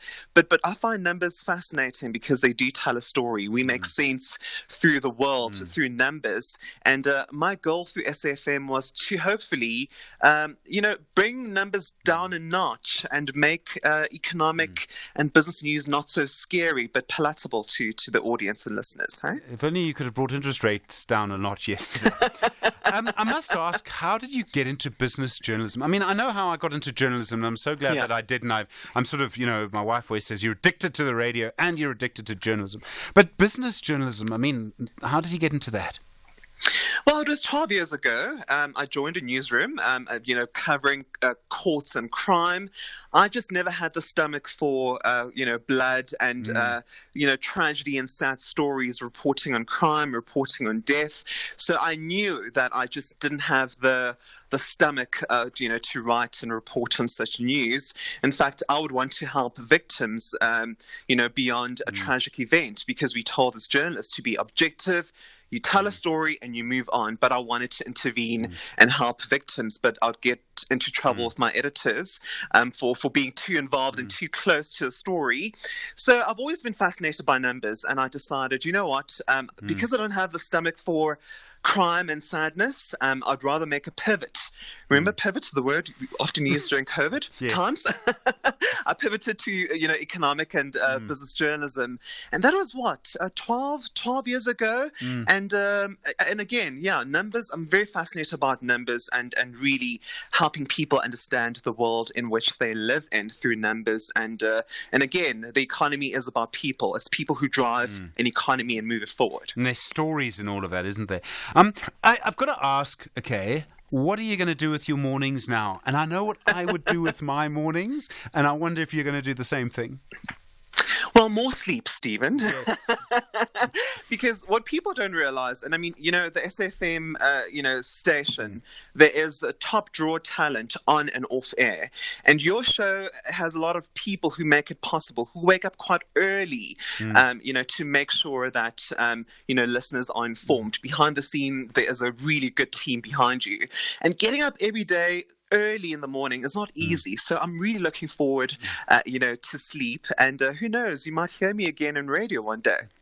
Ray Machlaka, you've been with us through so much. You heard our call, you responded to it. You've been a big contributor and a strong contributor. And this is a really important word I'm going to use that people don't realize how important this is in radio. A consistent contributor. Always reliable, always there. So thank you. Thank you, my friend, for doing what you've done for us and for SFM Sunrise. And my friend, thank you so much for believing in me. And to the SAFM listeners, thank you. And by the way, Ray Mahlaka is a black man. I always, get asked this question on Twitter. Ray Mahlaka is a South African-born man. Is Xhosa speaking and is Setswana speaking man, born in South Africa. So yes, Ray Mahlaka is black. And vanilla is a spice. Vanilla is a spice. Ray Mahlaka, it's been fun. I really appreciate it. Thank you very much indeed, my friend. Ray Mahlaka, unfortunately, no longer with us from Monday. Dawn on the line from Cape Town. Hi, you've been listening to Ray Mahlaka through the years. Yes, I have. And your interview has just covered everything I wanted to say. Yeah, I think he achieved what he wanted to do. I always appreciated his very calm and measured delivery. I found it quite unique, and I'll miss him. Dawn, thank you. On the line from Cape Town, and yes, we've had voice notes about Ray too. No. Ray Mahlaka, your slow, careful, clear, articulate delivery. My goodness, I'm going to miss it enormously. I wish you all the best for wherever you're going, but yes, I will miss hearing you at 6:30 and at 7:30 every morning. This is Patrick from KZN. Patrick, thank you. And Elizabeth messaged to just say, I'm very sad Ray is leaving. He made me feel like I actually understood economics, and she's put a laughing emoji there. So yeah, Ray Mahlaka, we're very sorry to lose you. I know that you're going to be very busy doing whatever you're doing. I know that you're going to be very consistent and very constructive at it. I know all of those things. And my friend, thank you for being with us on SAFM Sunrise. 17 minutes to 9. Stephen Grootes on SAFM. All right, well, of course, as you know, lots going on. Your story of the week now, 086 000 2032. What for you is the biggest thing that's happened this week? Victor on the line from Cape Town. You want to talk about the Easter weekend, Victor? Go for it. Yes, I'm sure you'll agree that Christmas is the most important holiday in the Christmas calendar, Stephen. But we hardly heard a thing about the birthday we were celebrating over Christmas. In fact, we hear very little about the Christian faith at all. Religion was taken out of schools and the SABC, but when the ANC won votes, then the president goes to church every Sunday. I thought Easter was the most important Christian holiday. Well, I'm coming to that because, of course, without Easter, Christmas wouldn't be there, would it? I mean, we've got to acknowledge that Jesus' birthday, and then Easter comes after that. So Easter is not about eggs, hot cross buns, and pickled fish. And Christmas is incomplete without Easter. On Friday, tomorrow, the Christians will remember Jesus dying for the whole world. That's for you and me, Stephen. And Good Friday can only be called good because of what happened on Easter Sunday when Jesus, God's only Son, rose from the dead.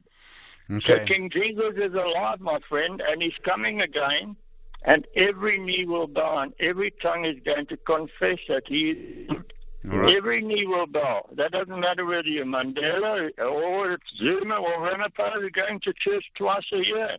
All right, Victor, thank you. All right, I hear your point, and I know you won't be alone in your point that we don't spend enough time talking about religion at this time of year. But there are shows that do talk about religion on this radio station, but it's kind of not what we do. If I can call it that. But Victor, I hear you. All right, Crispin's on the line from KwaZulu-Natal. Crispin, hi. You heard Jeanette's call earlier. She is in Durban. She was talking about Gaza. Yeah, so I mean, about Ray Mahlaka, he was talking about the significance of reality, and that was a really great point he made, and I want to echo that. I mean, one of the kinds of people who really outrage me are the Holocaust deniers, that we can see reality in front of us, but we pretend it doesn't happen. And the same applies to the current genocide in Gaza.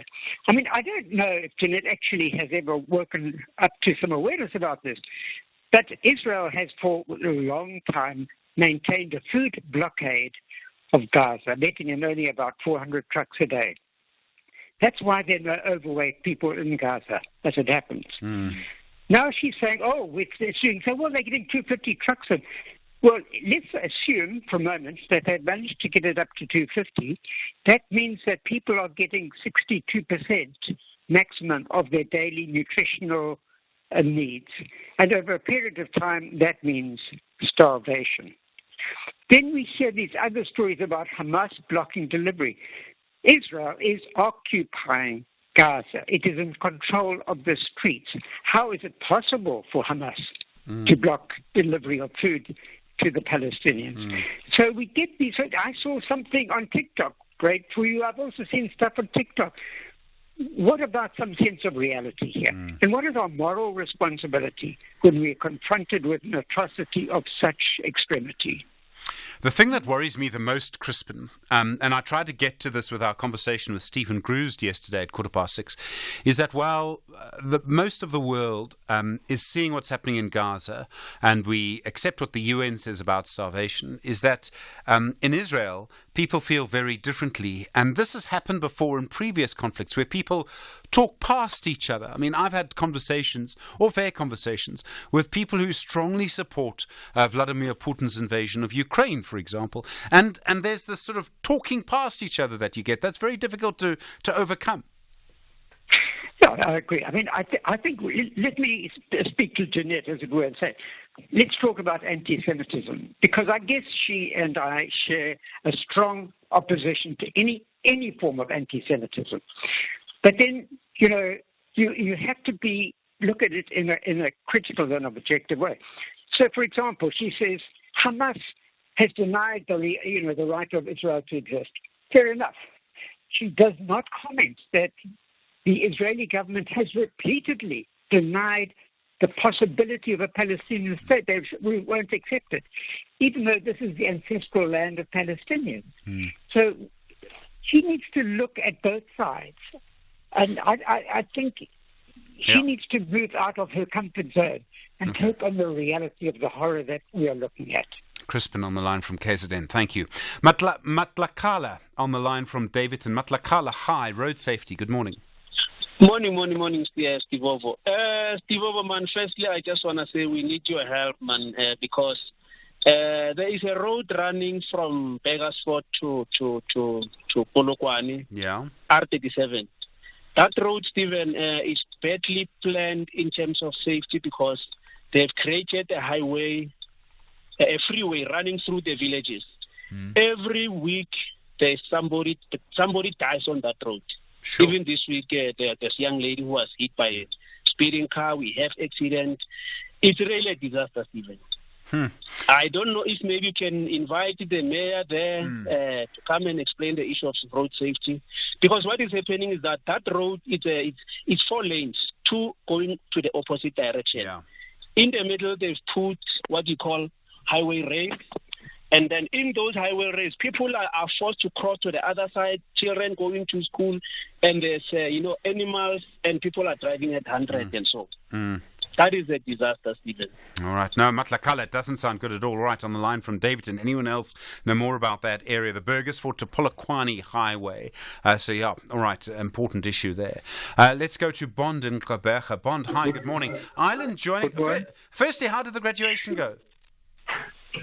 Yeah, it went very well. It was memorable, Stephen. Thank you very much. No. One of the things that I asked in a person's memory, I'm back in PE. I'm actually in court, but never not started yet. Okay. Yeah, it went very well. Thank you very much. Sure. Yes. Congratulations. Ireland and the International Court of Justice.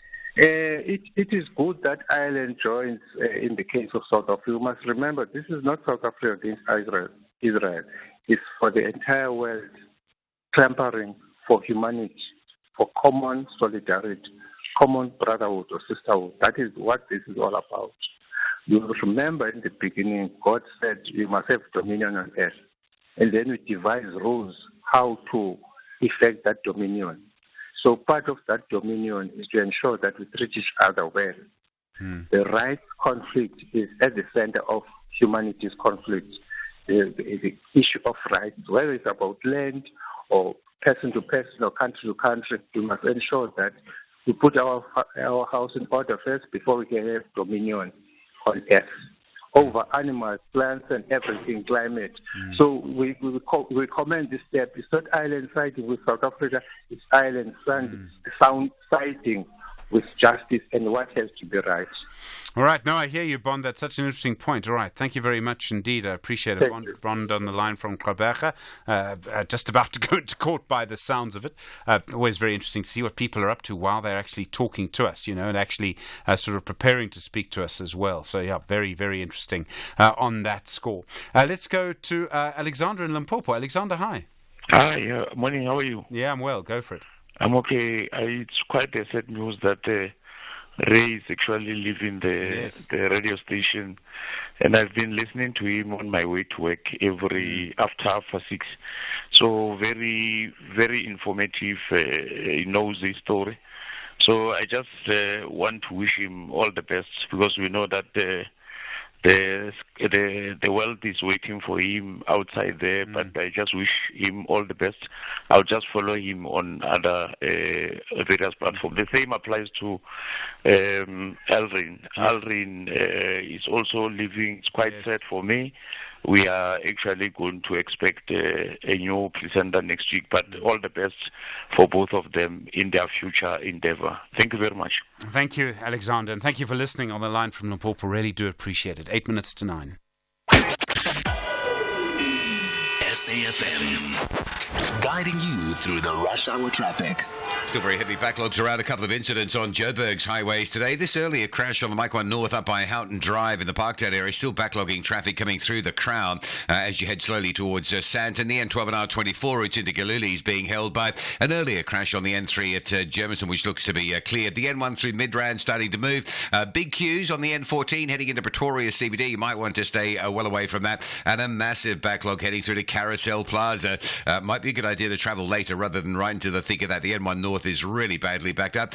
Durban, a crash near Pavilion going inbound. That's holding you on the N3. Collision on the N2 just after Gateway, holding things up on your way through to Durban. Cape Town today, Baden-Powell Drive has a massive crash between effectively Stellenbosch and Spear, just north of Spear. So if you're on that section of Baden-Powell, looks like you're being taken off and rerouted along Annandale down to the R44. So extra time to get in and out of Stellenbosch.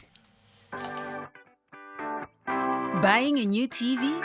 You'll need a paid-up TV license. Need to check your balance? No sweat at all. You just SMS your ID or TV license account number to 44210 for fast, effective balance inquiries. Secure your legal viewing fast and simple. Standard SMS rates will be charged. Terms and conditions apply. TV licenses. Pay yours. Make a difference. Unforgettable happens when the young and the old know they can surf, snorkel, fish, enjoy whale watching, and end the day with sundowners Neshisanyama. KwaZulu-Natal is a jewel waiting to happen. Ziyakhipha. With hiking, horse riding, biking, ziplining, and mountain biking adventures waiting for the fearless and the bold. Unforgettable happens here. Zwagala. Brought to you by Tourism KwaZulu-Natal. Blue and Gold Army are happy with their performance in the DStv Premiership, and they want to triumph against Gold and Black to stay in the top 5. However, Amakosi want to bring back Injabulo to the Kosi Nation. The citizens battles it out with the Glamour Boys. Catch Mzansi's beautiful game, Cape Town City versus Kaizer Chiefs, on Saturday 30 March at 2:30 p.m. Live on SABC1 and SABC radio stations. Also available on SABC Plus and SABCSport.com. Hashtag We Love It Here. Proudly brought to you by SABC Sport. For the love of the game. Stephen Grootes on SAFM. 5 minutes to 9 the time. Good morning. All right, your story of the week, 086 000 2032. What for you is the most important thing? Might be the situation in Gaza, might be the situation with the elections, MK and former President Zuma. All of those arguments in court, of course. Lots of people discussing that this morning. Bramaro on the line from the Free State. Hi, the Health Minister. Go for it. Yeah. Hello, Stephen. How are you? Yeah, I'm well, Bramaro. Yeah, the Deputy Health Minister did very well. You know, listening to SAFM and calling in, that shows that the station is the biggest station across the country. Secondly, with the departure of Ray Matlaba, let's hope that it doesn't affect the rands. The rand doesn't depreciate against the dollar. And Stephen, can Jacob Zuma lead NK as the flag bearer of the party? Because 2 weeks ago, I heard you speaking to the IEC chairperson who said, due to the criminal record he had, he is unable to stand as a flag bearer of the party, and because he was pardoned or he was on parole. I stand to be corrected on this, because the Constitution allows every citizen to go for a 2-term, which is 10 years. Zuma previously finished only 9 years, remaining 1 year. And if we are to even talk about a criminal record, surely Madiba went to jail. We can also say he had a criminal record during the apartheid era, that he walks out of jail and occupied the presidential seat. So the same similar scenario can be applied to Jacob Zuma. So I think what they did was is that the law says the stipulation around the criminal record from when the law comes into effect, and they would have done that deliberately so it didn't affect people who were jailed for being part of the liberation struggle. It only affected people sentenced to jail after 1994. Does that make sense? 100% makes sense. So it doesn't mean that Jacob Zuma wouldn't be entitled to be the flag bearer of any political party. So there are two things. My understanding is that he cannot be a candidate to go into Parliament, but that's different to the flag bearer. He can still be on the ballot, and he can still be on the posters. Okay, and then will he be able to go for a second term if, let's say, he wins the coming election? My understanding is that he can't there as well, Bramaros, that actually he can't go for another term there, is my understanding, is that he's seemed to have started 2 terms. I'm not an expert on that, but that's my understanding. Agenda-setting conversations of the day. Let's just very quickly get an idea of what's happening on some of the roads around the country. In Mpumalanga, going to be very busy today. The MEC for Community Safety, Security and Liaison is Vusi Shongwe. MEC, good morning. I appreciate you coming on at short notice to give us an update. Are you expecting very busy roads there today? Yes, morning, Grootes, and to your listeners. No, indeed, we are expecting a lot of people to all directions in the province. You know, we are bordering with Mozambique and Eswatini. So we will be expecting really big volumes in our very strategic and very important roads, and for R40, R574, N12, N11, N2, and R33, R23, number of them. People will be going up and down around our province. And one other contributing factor will be that this year, to my understanding, the ZCC Church will be having their gathering this Good Friday.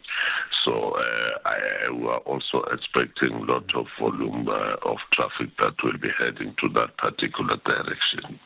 And I presume you're going to have lots of police officers wherever you can. You want to make sure that things move smoothly. Exactly, that's what we're doing. As we're speaking, I'm on my way to Lebombo border now, just to go and check as to what is the situation there. You will remember that in the past we had a problem also with the congestion of the trucks that are going to Mozambique as well. So we will be incorporating a lot of factors on our route. MEC, thank you. Vusi Shongwe is the MEC for Community Safety, Security and Liaison in Mpumalanga. I really appreciate you speaking to us at short notice. All right, that is the end of SAFM Sunrise for now. I mean, we will continue and survive without Ray Machlaka just. I'll be back with you on Tuesday. I know. I'm taking the long weekend. Mdu Stanzazama will be with you, Melissa with you tomorrow. But I'll speak to you again on Tuesday. Please drive safely, for goodness sake. Please come back to us. We really want you to be with us and part of the family again next week. All right. I will see you soon then. From Mdu, from Stanza, from Melissa, from Selma, myself. Look after yourself. You're this FM leading the conversation. Have a safe Easter. It's 9 o'clock. Independent and impartial. This is SAFM News. In our top stories, Optimum Coal Mine to resume operations, and Parliament passes Pension Funds Amendment Bill. Good morning. Optimum Coal Mine at Hendrina in Mpumalanga is set to resume its operations next month after it was closed for almost 6 years. Over 3,000 permanent employees and 8,000 contractors lost their jobs when the mine was shut down and placed under business rescue. The mine was previously owned by the Gupta family. It has now been taken over by Liberty Coal Company, which aims to resume operations in April. Some of the former Optimum Coal Mine employees say they feel relieved that the mine is reopening. One of the retrenched mine workers, Bongani Nkosi. We're very much excited to hear the news, but we need to be looked after as ex-employees because we've got promises that will be absorbed as priority since we are ex-employees and we will be paid first. So we need also to be taken to consideration in every decision that they are taking in the mine with regard to skills development, with regard to employment of, because some of the comrades that we have in our workplace, they already passed on. So we need to be recognized. We need to take form part that the community does not get affected by the reabsorption of former employees. The National Assembly has passed the Pension Funds Amendment Bill without any objections. The bill seeks to amend the 1956 Pension Funds Act to make provision for a savings withdrawal benefit. The bill, along with the Revenue Laws Amendment Bill, which has already been passed, will make provision for the so-called two-pot system. The system will allow members of the pension and retirement funds to access a third of their retirement funds from their savings pot. House Chairperson Madala Ntombela. That concludes the debate. Are there any objections to the Pension Funds Amendment Bill being read a second time? No objections. Agreed to. The Secretary will read the bill a second time. Pension Funds Amendment Bill. The bill will be sent to the National Council of Provinces for concurrence. In election news,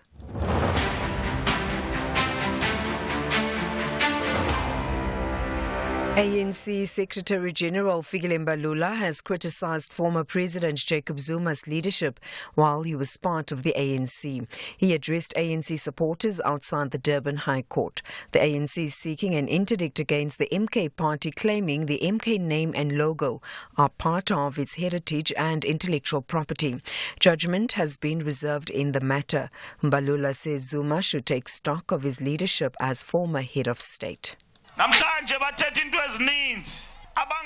Today they talk about many things they failed to do while they were in power.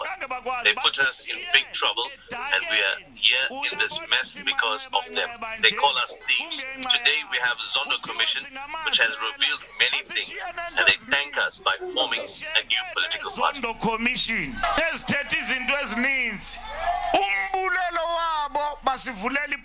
party.